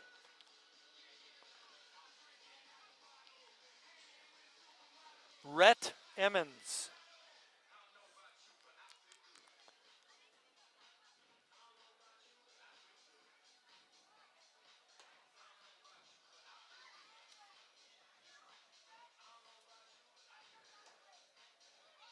Emmons not a real big guy. Danny Belknap was pretty tall. Rhett just the opposite. Belknap really got this game under control for West Allis. He pitched those, 2 1/3 innings. They only allowed the one run, or the one walk, excuse me. Yeah, struck out 3. Jimmy Jurgensen is going to lead it off against the Nationals' new pitcher, Rhett Emmons.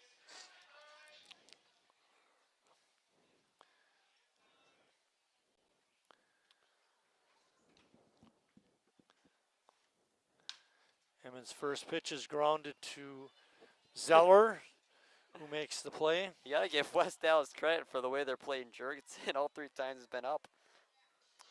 Second time he got the best of them because he hit it over the top of all of them. Right. That second baseman, Zeller, in that shallow right field really made an issue for Jimmy. Chase Hanselman is up. Chase struck out and walked in his previous 2 trips.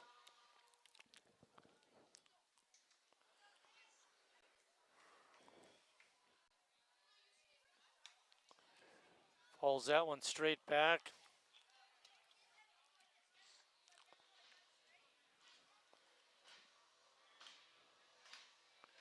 You know, A1's going to be pretty lonely tomorrow night when he doesn't have the company. Yeah, his best friend's going to leave him. Right, right.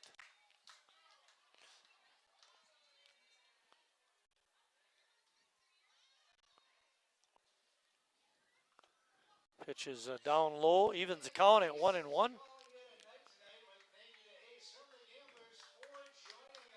Ace from the Gamblers. Hockey team up in Green Bay, minor leaguer.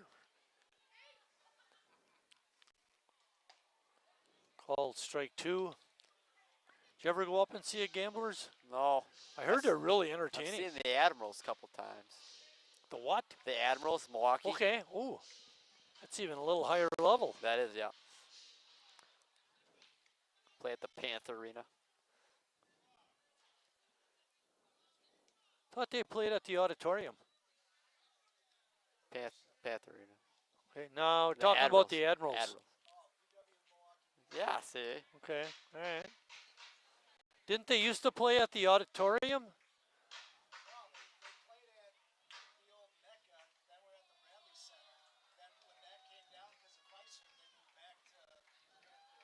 Okay, all right.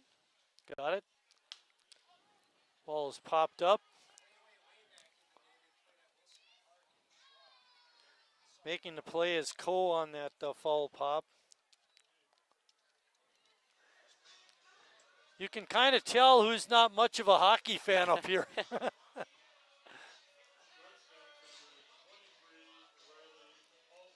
Riley Palmquist is next.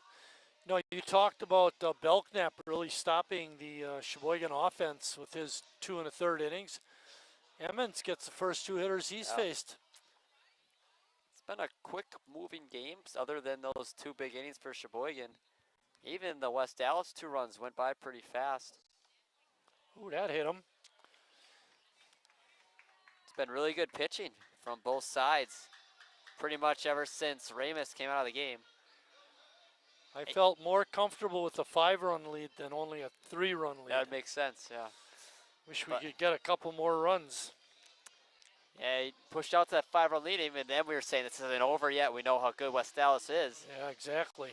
And even though they're still down 3 and haven't done a whole lot, feels like they're right there. Gus is up. Gus singled and scored in the first. And grounded out to short in the second and struck out in the fourth. Looking to get that hit magic back.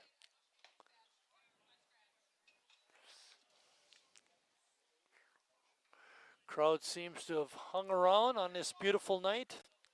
Be interesting to see what we have for 50-50 numbers. Do that in the 7th. Ball is in the dirt and gets away. It allows Riley to advance to second.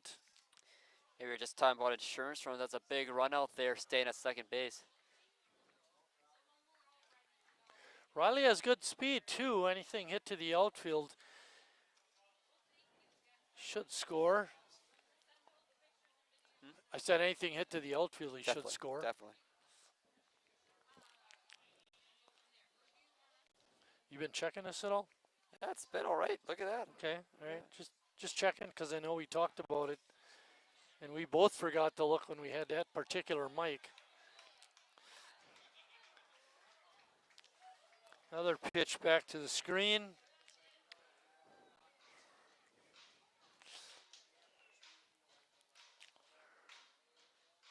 Rhett Emmons had a pretty easy first 2 hitters and now has struggled with the 3rd and 4th hitter.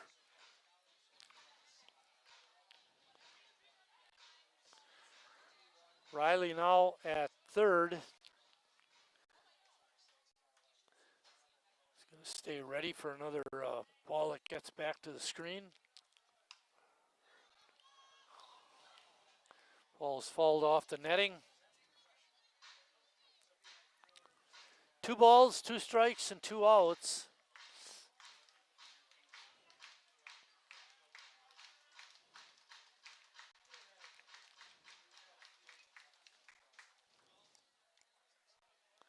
Emmons comes set.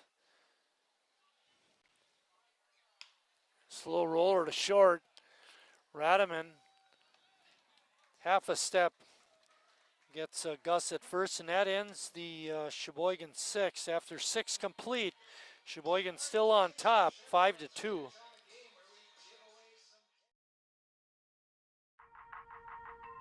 The estimated hold time is now less than 96 minutes.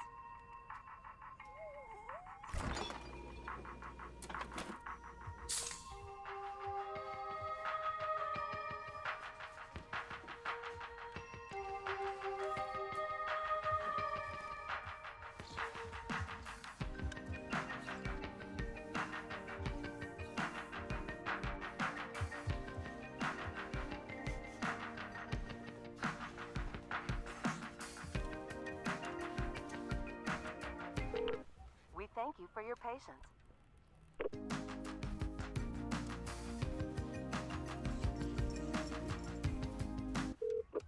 Sorry, are you still there? Yes. Okay, please hold.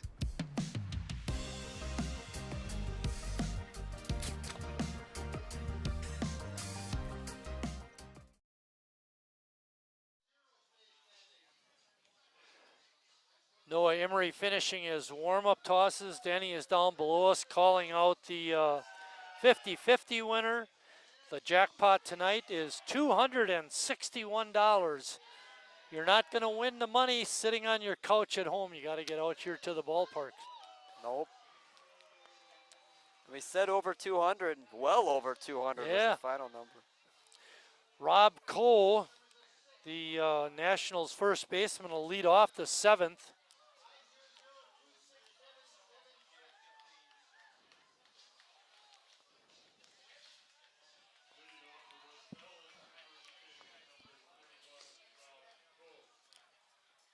We got a winner down below. He's got a long string of tickets, and one of them was the winner. That's how you win. You gotta give your best self your chance. Yeah, exactly. Best chance to win. We're all too cheap up here in the press box. Have you bought a ticket as an announcer ever? Have you brought Kevin up here? No, never have.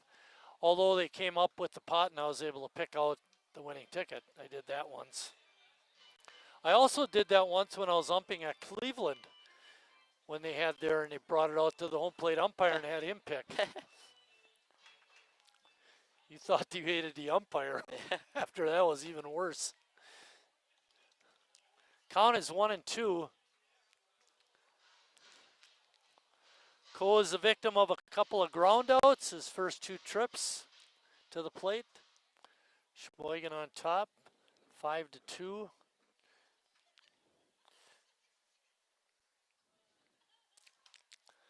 And fighting that pitch off. Cole hangs in there. Boy's done a nice job pitching wise, really all around. All the guys between Emery and Lavisa have done a nice job so far. Thing is, without the strikeout, really, it's just that one strikeout from the leadoff batter is the only strikeout for Sheboygan so far.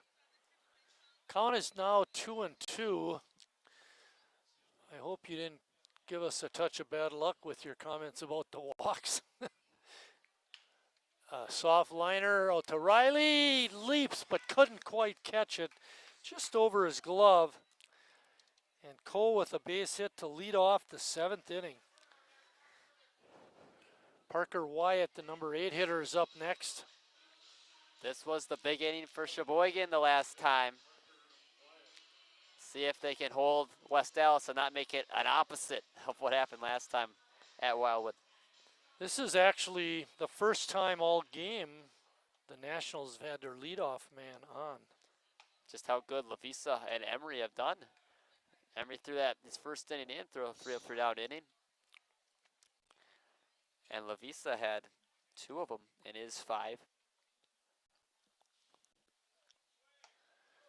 That was the 5th hit for the Nationals. They have 2 runs, 5 hits, and 1 error. Sheboygan, 5, 9, and 2. They've been stuck on that 9 since the 3rd inning. Yes, that's a good point, Lucas. Grand scheme of things, it looks pretty good, but... Pardon me? The grand scheme of things, it looks pretty good, but if you It's just worrisome. look inning by inning. Yeah. Worrisome over the last few innings, you're right.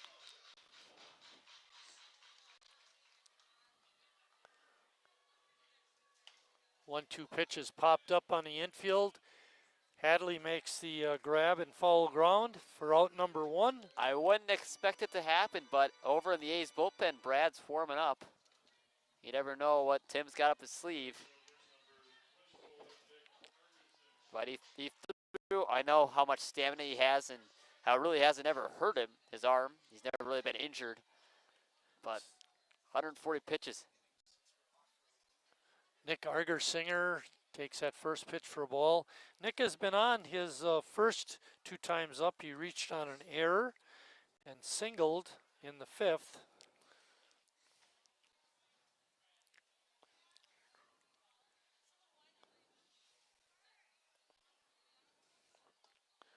Pitch is down low.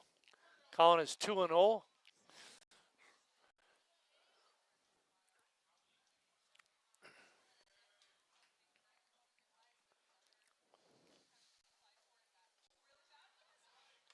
Pitch way out of the strike zone. Only man on West Allis to reach base both times. Their 9-0 hitter.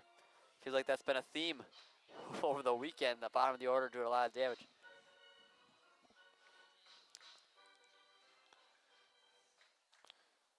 Cole on at first. That pitch is thrown right down Main Street for a strike.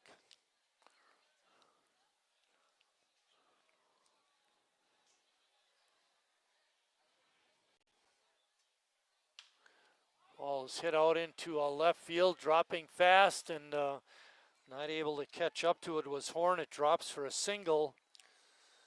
Cole moves to second with 1 out. The Nationals are threatening again. And then you know you have Brad in the bullpen. So it's like, do you want Emery obviously to get through the 7th, but are you thinking 8th and 9th with Brad? Or rather have Emery go the 8th? Yeah. Normally, something to think about, that's for sure. Normally in those relief appearances, Brad normally goes 1 inning. It's not really more than that normally. The thing is, you know, Tim goes up to Brad and says, well, how you feeling? Great, bring me in. You know, he's but we'll have to wait and see what happens. We need to get out of this first. Line drive to right field, base hit. This will bring home a run. And he got a man in a rundown between 2nd and 3rd. Harry's not going to catch him. Neese dives and tags the runner out. Base running mistake by the Nationals cost them a base runner. Kibler, Singer did not make it easy on the A's infield, though. He was outrunning each and every one of them. Before Neese finally made a great diving attempt to get him. if Jacob wouldn't have dove, he wouldn't have had him. So Kibler singles in a run and advances to second on the rundown play. There's 2 outs. And Tyrese Mitchell up. Mitchell hit that 2-out single back in the 5th.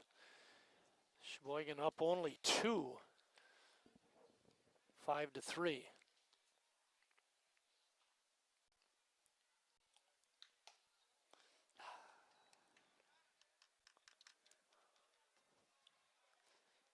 Allis. 9, 4, 5, 4. 4 for the putout. Actually, it would have been 9-6 because Palmquist was the initial guy trying to run him down. 7 hits for West Allis, all singles. And the A's have 9, and 8 of them are singles. And 6 of those national hits have come in the 5th and 7th innings, 3 in each.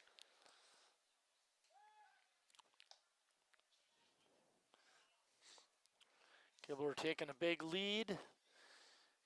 Emery tries the pickoff move, unsuccessful. 7 of the A's hits are singles. They have a double from Jurgensen and then the home run from Lash are the 2 extra base hits.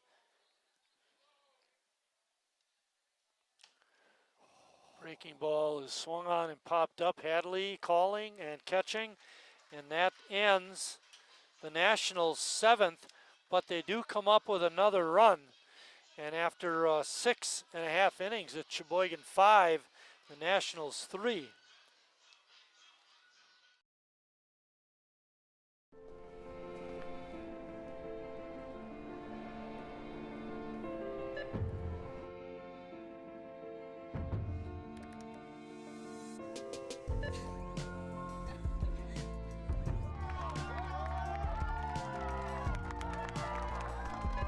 Whenever you shop Meijer, you help support programs like Boys and Girls Clubs and Girls Who Code that show kids they can dream anything and do even more.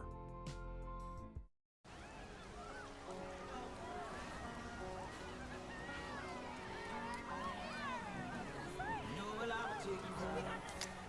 Cold beer on a Friday night. A pair of jeans that fit just right. And the radio.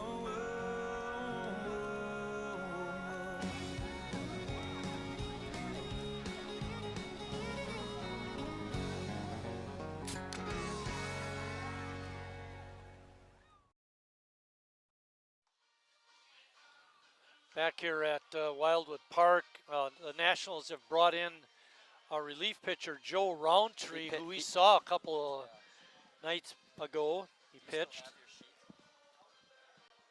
Joe Roundtree. Roundtree. Do you have your sheet yet? Yep. I think he was the starter the first time. Yeah, he at was. Wildwood. These are in order by date. They are? Yeah.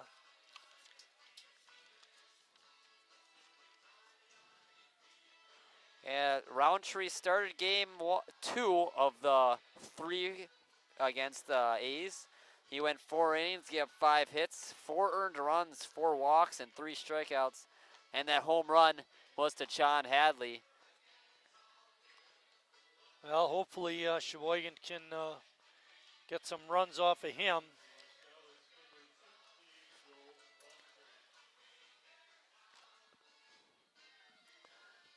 Leading off the inning for Sheboygan will be Braden Horn.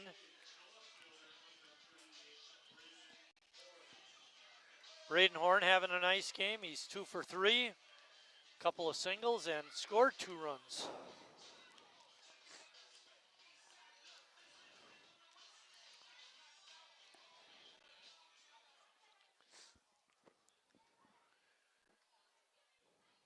Sheboygan has not had a hit over the course of the last 3 innings. Looking to change that trend. Yeah, we just obviously said they hit Roundtree pretty well, so this is a chance for them to get back on track. Sheboygan had 4 singles and 2 runs in the first and had 5 hits and 3 runs in the third, the big blow being Connor Lash's 3-run homer. Ball's popped up on the infield, easy play for the shortstop. I mean, they're really not even walking, just 2 walks in those, and from after the starter came out Ramus, and one of them was in that third, so after the third, just 1 base runner. Rhett Emmons' line, he pitched 1 inning and all the things are zeros. No hits, runs, walks, strikeouts. So good inning by that young man. Be interesting to see what Tim Moyer does with the 8th inning. Ball is hit high, not real deep. And making a catch out there was Kibler. The way it's looking, 5's going to have to win the A's this game. Their offense is not clicking right now. There's been a general trend between these 2 teams, and that is get behind early and come back late. Hopefully Sheboygan changes that tonight. Connor Lash is up. He's got the big blow of the game. His 5th home run of the season, a 3-run blast to left.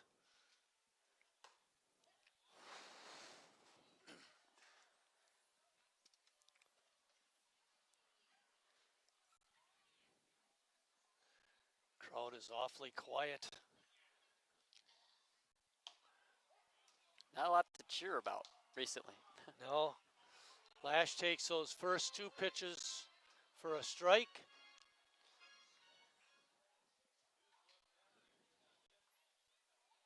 That ball is hit deep to left. That one is crushed way back there and way out of here.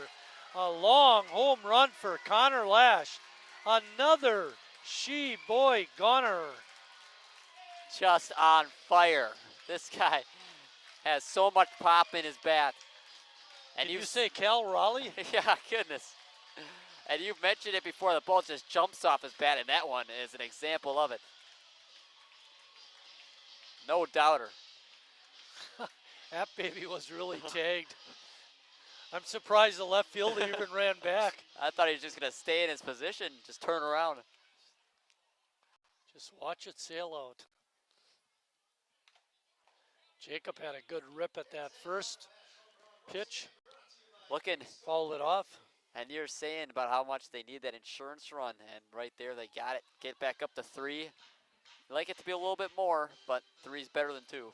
Exactly. You know, with only a 2-run lead, you put 1 guy on, the tying run is at the plate. Home plate umpire Mike Bard took that one off the face mask, but he appears to be okay. We're glad for that.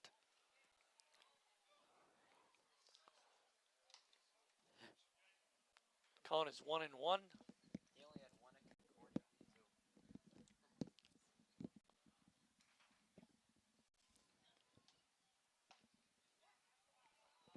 Jacob didn't like that call.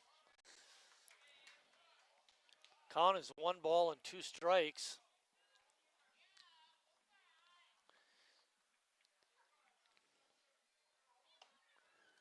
John Hadley waiting on deck. He's the guy that hit the home run off of Roundtree last time these 2 played. I don't remember that. Good job. Good memory on that one. And that pitch is outside the zone. Makes the count 3-2. 2 times he's pitched against the A's, 2 homers given up by Roundtree.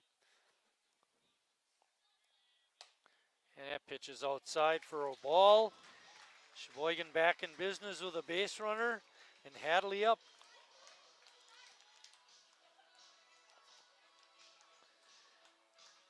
Be interesting to see how Kenny Nazy plays this. Does he have his son Jacob try to steal second? Get in position for Hadley? I don't know. We don't really see Jacob steal too many bases. We know he's got pretty solid speed. And the catcher we saw hasn't got most impressive arm, so maybe do give it a shot.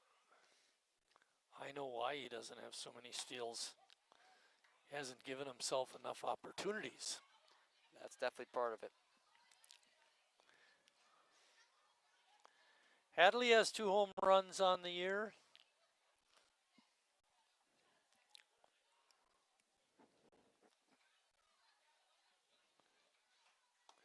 They're wearing out the grass over the left field fence. Maybe it's time to take one over the fence and right.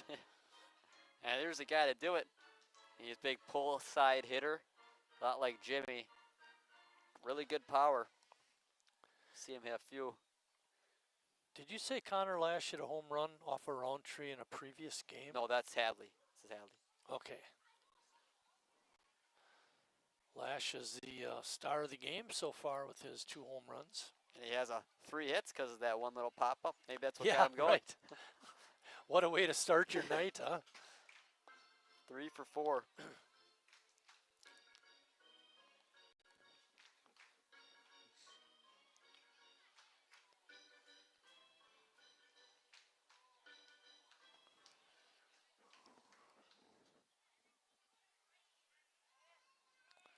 He's on the move.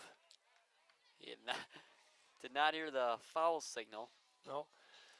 Sometimes what the shortstop will do is they'll signal, you know, stop. You don't have to slide, foul ball. You know, Rodman didn't do that.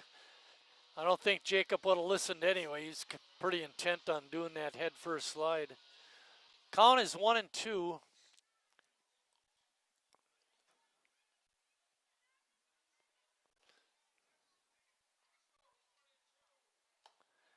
Takes that pitch down and in, and it gets by the catcher. Jacob trots down to second. Much easier way to do it.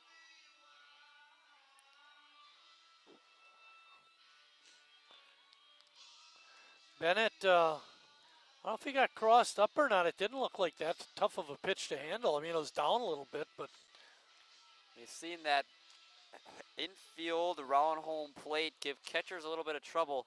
The A's catchers seem to have it down, Lash and Casper, but more so the opponents. Saw Marchetti have a lot of trouble with it over the weekend. yeah.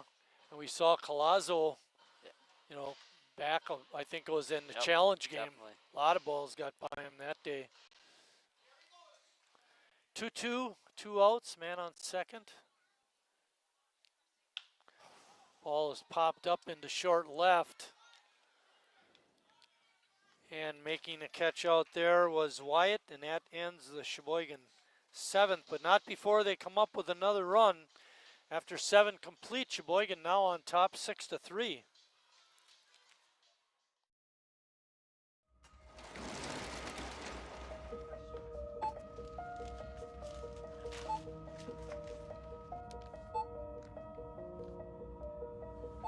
Whenever you shop Meijer, you don't just feed yourself or your family. You help support programs like Simply Give that feed our neighbors in need. Thank you.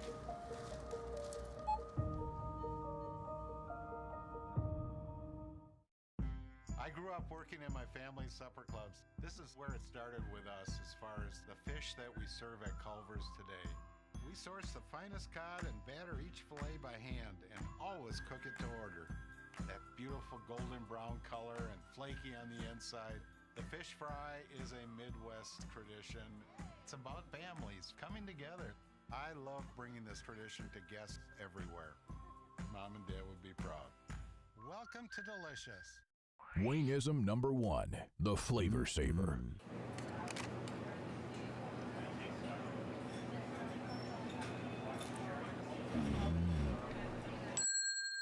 Legend Larry's, the definition of flavor.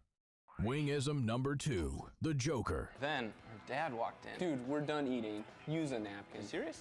Yeah. Are you serious? Yeah, I'm serious. Why so serious? Legend Larry's, the definition of flavor. Brad Reinfleisch on the mound for Sheboygan, getting ready to pitch the 8th.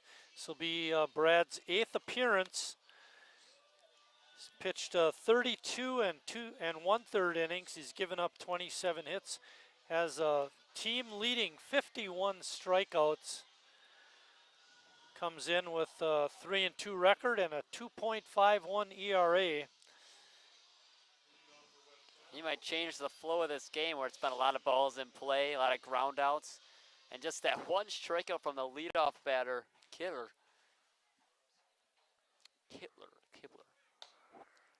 Brad's first pitch is outside.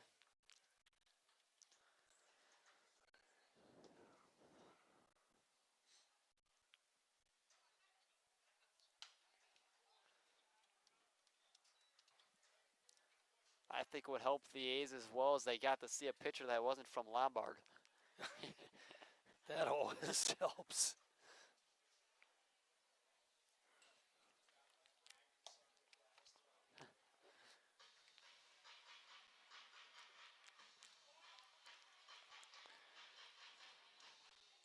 Two balls and one strike.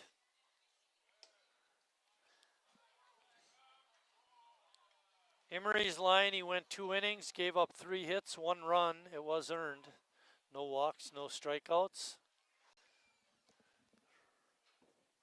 Did a pretty nice job of bridging the gap. Yep.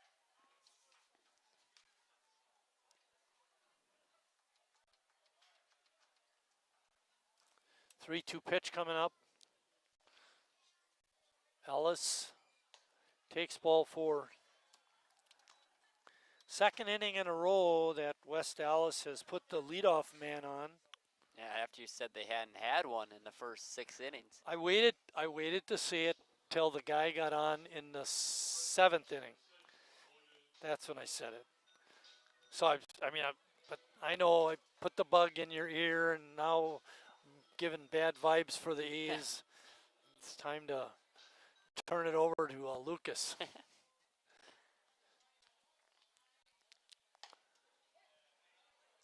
That pitch is in there for strike 1.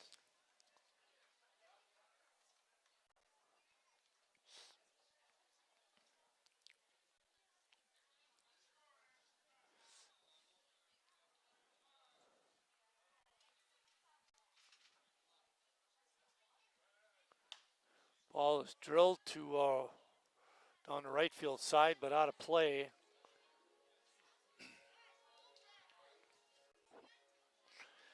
Count is no balls and 2 strikes. Allis is on at first.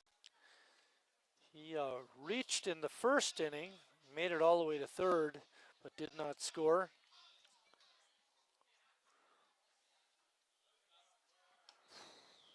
Pitch breaks outside. Good job by Radaman to not offer at that pitch.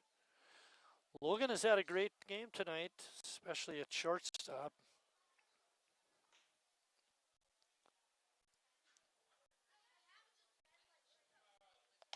Shortstop hitting cleanup. He's got to have pretty good power. You don't see that too often. No, you're right. Willie Adamas is one of the few that comes to my mind. Shortstops that normally hit in the middle of the order. Right. Ellie De La Cruz. Maybe Ernie Banks, early in his career. Ellie De La Cruz. Another pitch outside the zone. It's 3-2. Brad had him. No balls and 2 strikes. It's looking like he was trying to get that chase with the breaking ball outside. And Radaman's stayed true.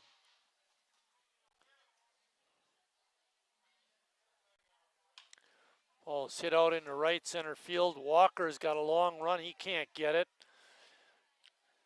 And picking it up out in right was Hanselman. But the Nationals have 2 runners on, and the tying run is at the plate. Jack Zeller. Another single. Another single. That was one of the few spots that you didn't want him to hit it. There's no chance for either outfielder or Jacob to get to it. Perfect spot for Radiman to hit it.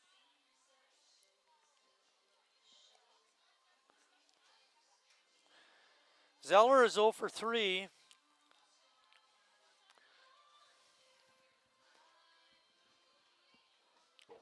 Sheboygan needs some outs. They're up 3, but Nationals are rallying here in the 8th.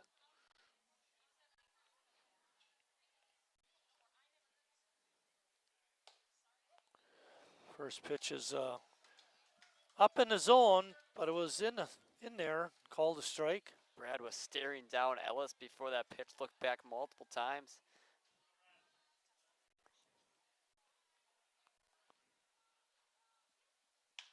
Ball is hit out into left field. That's going to drop for another base hit. And station to station with the Nationals, they now have the bases loaded and nobody out.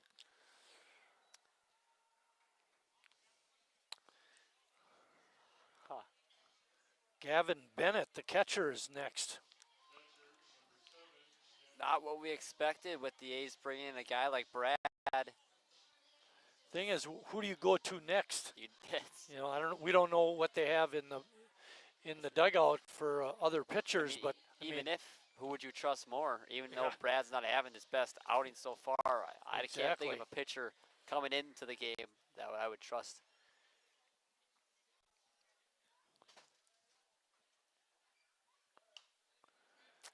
And you said this before when he was in a jam against Lombard. Benefit to him is that he's a big strikeout guy, and he can get out of this easier than maybe a ground ball pitcher or a fly ball pitcher. Bennett fouling that first pitch off. Infield is deep. They'll allow a run to score if they can get a double play. Pitch on the inside corner for a strike.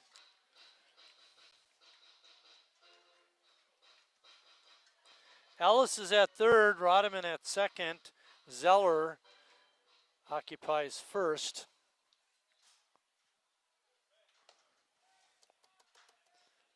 It makes that Connor Lash home run even more important if a base hit were to bring home 2. For sure. 1 ball and 2 strikes.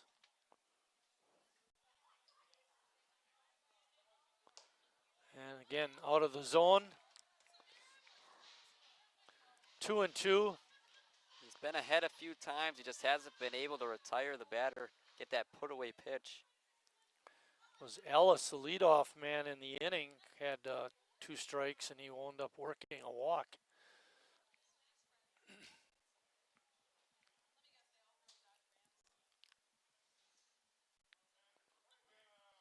Swing and a miss, strike 3. Big out, brings up Rob Cole. Cole singled and scored in the 7th.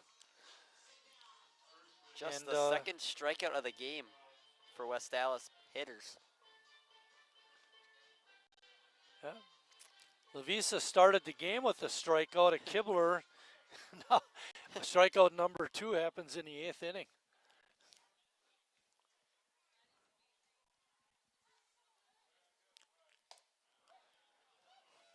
Nice thing is Brad is getting ahead on the count.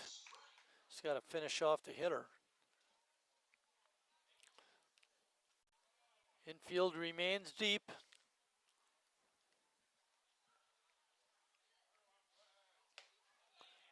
Pitch is up high. Evens count at 1-1. Waiting on deck is Wyatt Parker. Co-occupies the 7th spot in the lineup.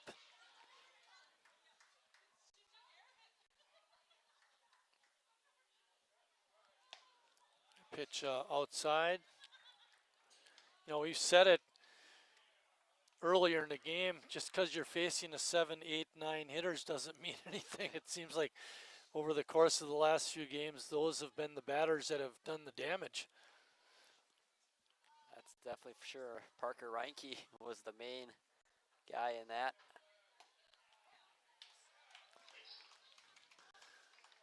Excellent. Brad evens the count at 2-2. All the runners on base are taking relatively conservative leads. They want to make another base running mistake. 2-2 pitch. Yeah, it stays up high. Looked like he was throwing the breaking pitch. It just didn't get the snap on it to bring it down. Yeah, that outing in Lombard, he really had that breaking pitch working for him better than his fastball. Seems a little bit of the opposite so far today. Swing and a foul tick right into the mid of Connor Lash. 2 outs now.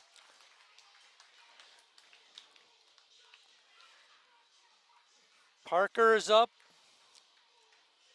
Parker playing out in left field for the Nationals. Grounded to short, flew out to center, and fouled out to Hadley. When this game's over, one side's going to be looking back at this inning. It could be West Allis for how they came back, or it could be Sheboygan for how they got out of it. Brad took a little something off of that breaking ball, and Parker swung through it for strike 1.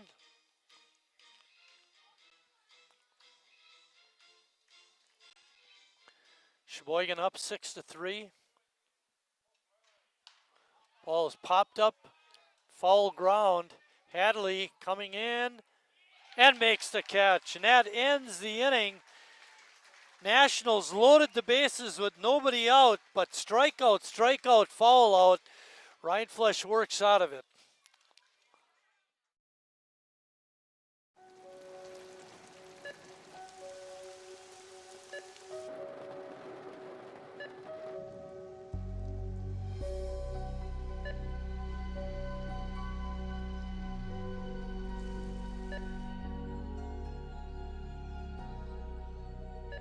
Whenever you shop Meijer, you help support organizations like Hope House Mission and New Hope Shelter that give people around here warmth, shelter, and care.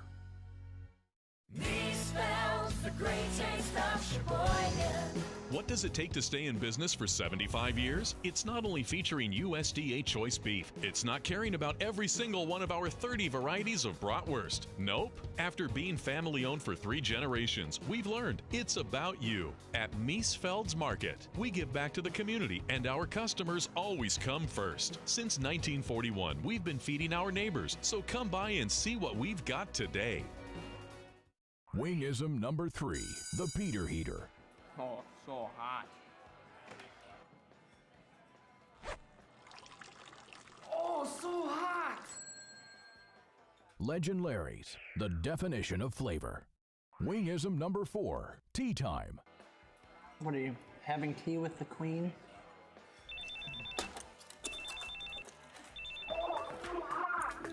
Hello. Nice. Legend Larry's, the definition of flavor. Jimmy Jurgensen is going to lead off the bottom of the 8th for Sheboygan. A couple of announcements. We've mentioned these before. I want to get it out again. Makeup game between Green Bay and Sheboygan will be on July 11th. That's a Friday. And then another makeup game that Sheboygan will play on the road in Appleton will be on July 25th. So, and we mentioned about the bingo coming up July 10th. Doors open at 5. Progressive jackpot is up over $5,000. And then just heard CJ mention between innings another announcement we want to make you aware of as we get closer to the date. August 17th is the Sheboygan A's golf outing. That's at TNC. You'll get a foursome, get out there and golf. It's a great time. That's the business end. Now we can have some fun. Jimmy with the 1-1 count.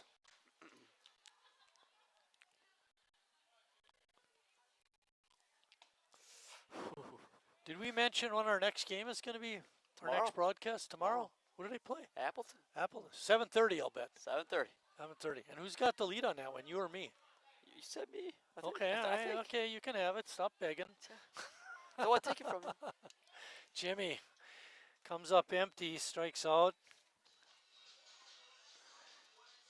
So we got to let people know that so they come back. I mean, we might have a bigger fan base with Yeah. you at the mic than me. I don't know about that one, but I appreciate it. Chase Hanselman is up. They still get to hear your voice, though. That's why they Every come back. once in a while, you let me talk. That's why they come back. By the way, which mic are you using tomorrow? I will see. This one's been pretty good today, I think. We'll see how things go. When is the new cord coming? I don't know. Did you get approval for that? Or are you just going to sneak it in there, see if it works? It's the way to do it. Sorry.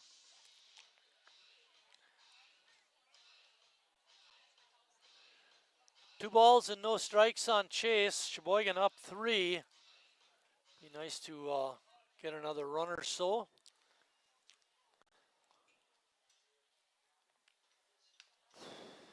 The way things stand right now, Bryce Lavisa would be our winning pitcher, and Brad Reinflesch would be our pitcher with the save. And I believe that would be Brad's first save of the year.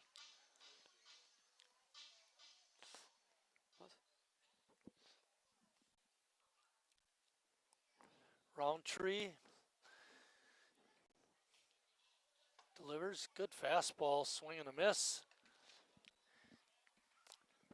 I don't know about you, Lucas, but Chase just doesn't look real comfortable at the plate last couple games. Yeah, it's been, we said earlier Lombard wasn't his best series, and West Allis hasn't really done him any better. Nope. Zeller with a good backhanded pickup and throws to first for the out. And he was just so hot at the start of the year. He had all those extra base hits. Yeah. And even when he came back from the injury, he was hitting a lot too. So it's very uncharacteristic.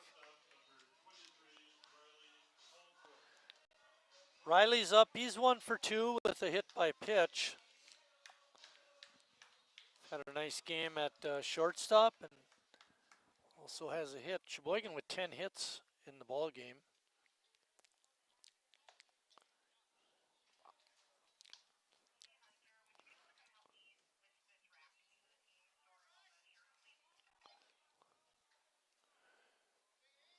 Roundtree delivers. Hot shot to Rodman. And makes the play, and that ends the Sheboygan 8th. When we come back for the 9th, it'll be 9-1-2 for the Nationals.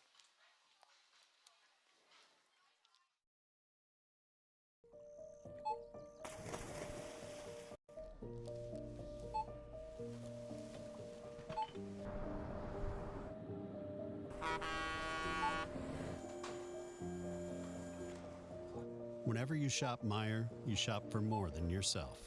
You help support sustainability in all our communities. Thank you. Today, tomorrow, and for years to come.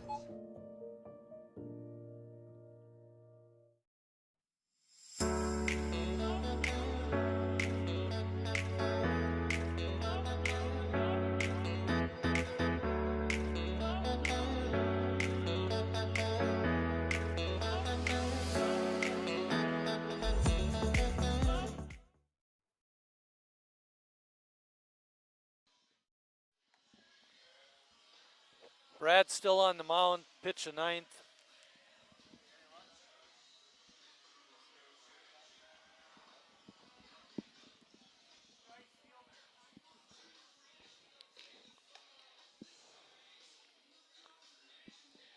Connor throws down to end the warm-up pitches by Brad. Scheduled to lead off for Lombard. For West Allis is Nick Argersinger, their center fielder.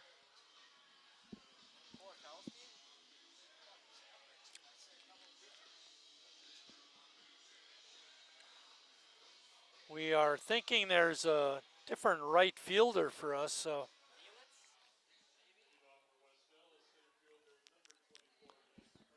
Argersinger's swings at that first offering and fouls it straight back.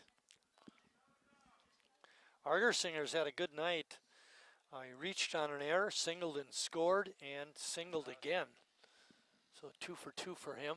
2 for 3, pardon me. Wagner? No. Cayley. Who's out and right? Carter Cayley.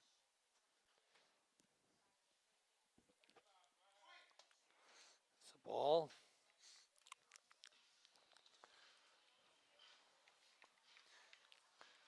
Carter Cayley out in right field.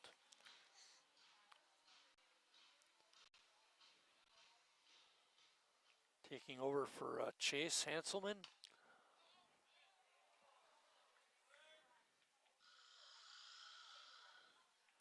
Interesting substitution.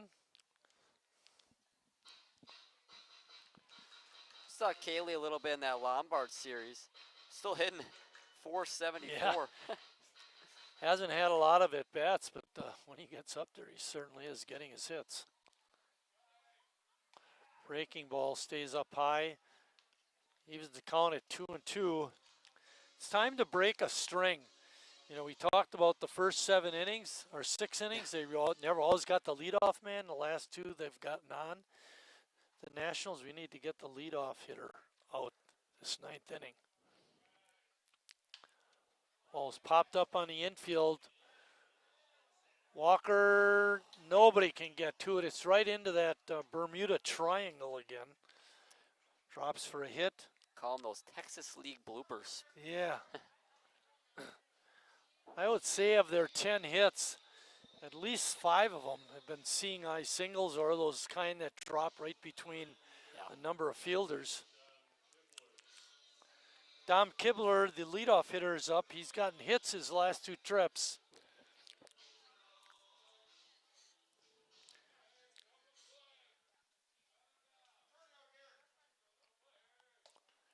First pitch is up high for a ball. Argersinger, 3 hits and on base all 4 times. I know. I know.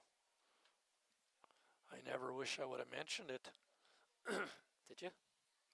And that's from your number 9 hitter. Yeah. Guy's a stud. Ball is hit high into center field. Walker racing back, and makes the catch. That wind was blowing out the center on a different night. Maybe that would have gotten out of it. That was hit really hard. That's the thing about Connor Lash's 2 home runs. He hit them to left. Now the second one was just a total blast. Would have taken a gale to keep it in the park. His first one, got it over the fence by, not as much, but enough to earn his home run. The ball just jumps off his bat.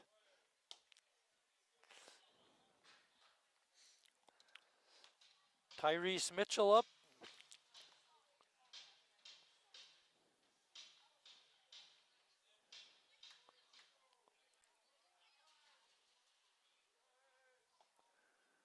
Pitch is down and in for ball 2.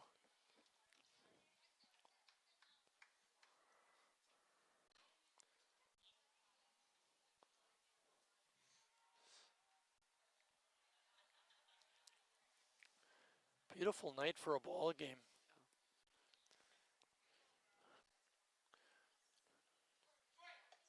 Some of these up nights and in.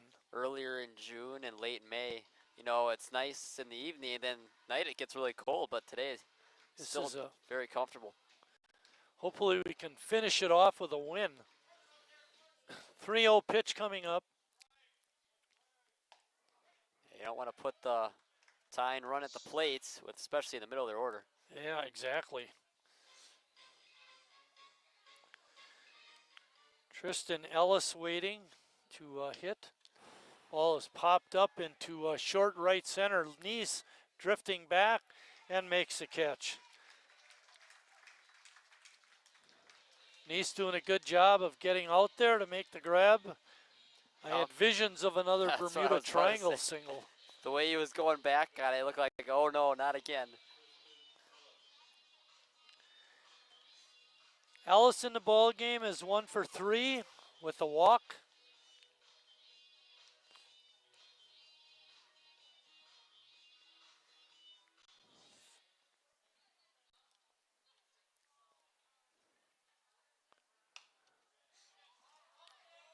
Allis not waiting around. Swings at that first pitch. Fouls it off.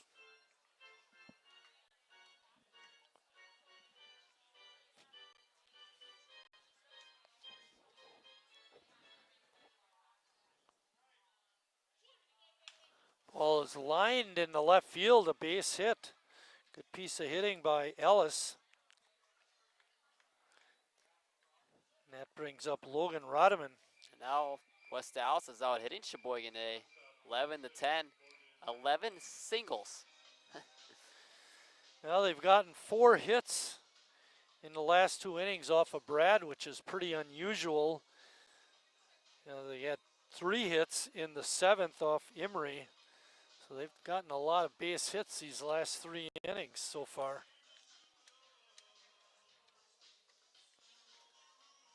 Radman had to hit his last time up off Brad. Sheboygan only 1 hit through the last 6 innings, but it was a big one, a Connor Lash home run.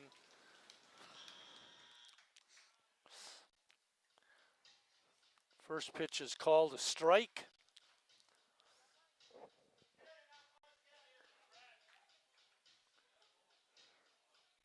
Reinflush trying to finish it out. Get Sheboygan a win.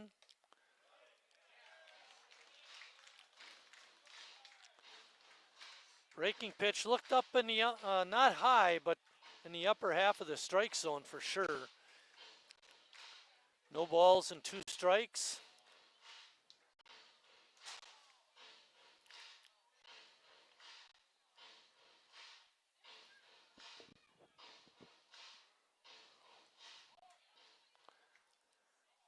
Time called by the batter. Singer's at second. Allis is at first. Rodman is at the plate. He represents a tying run.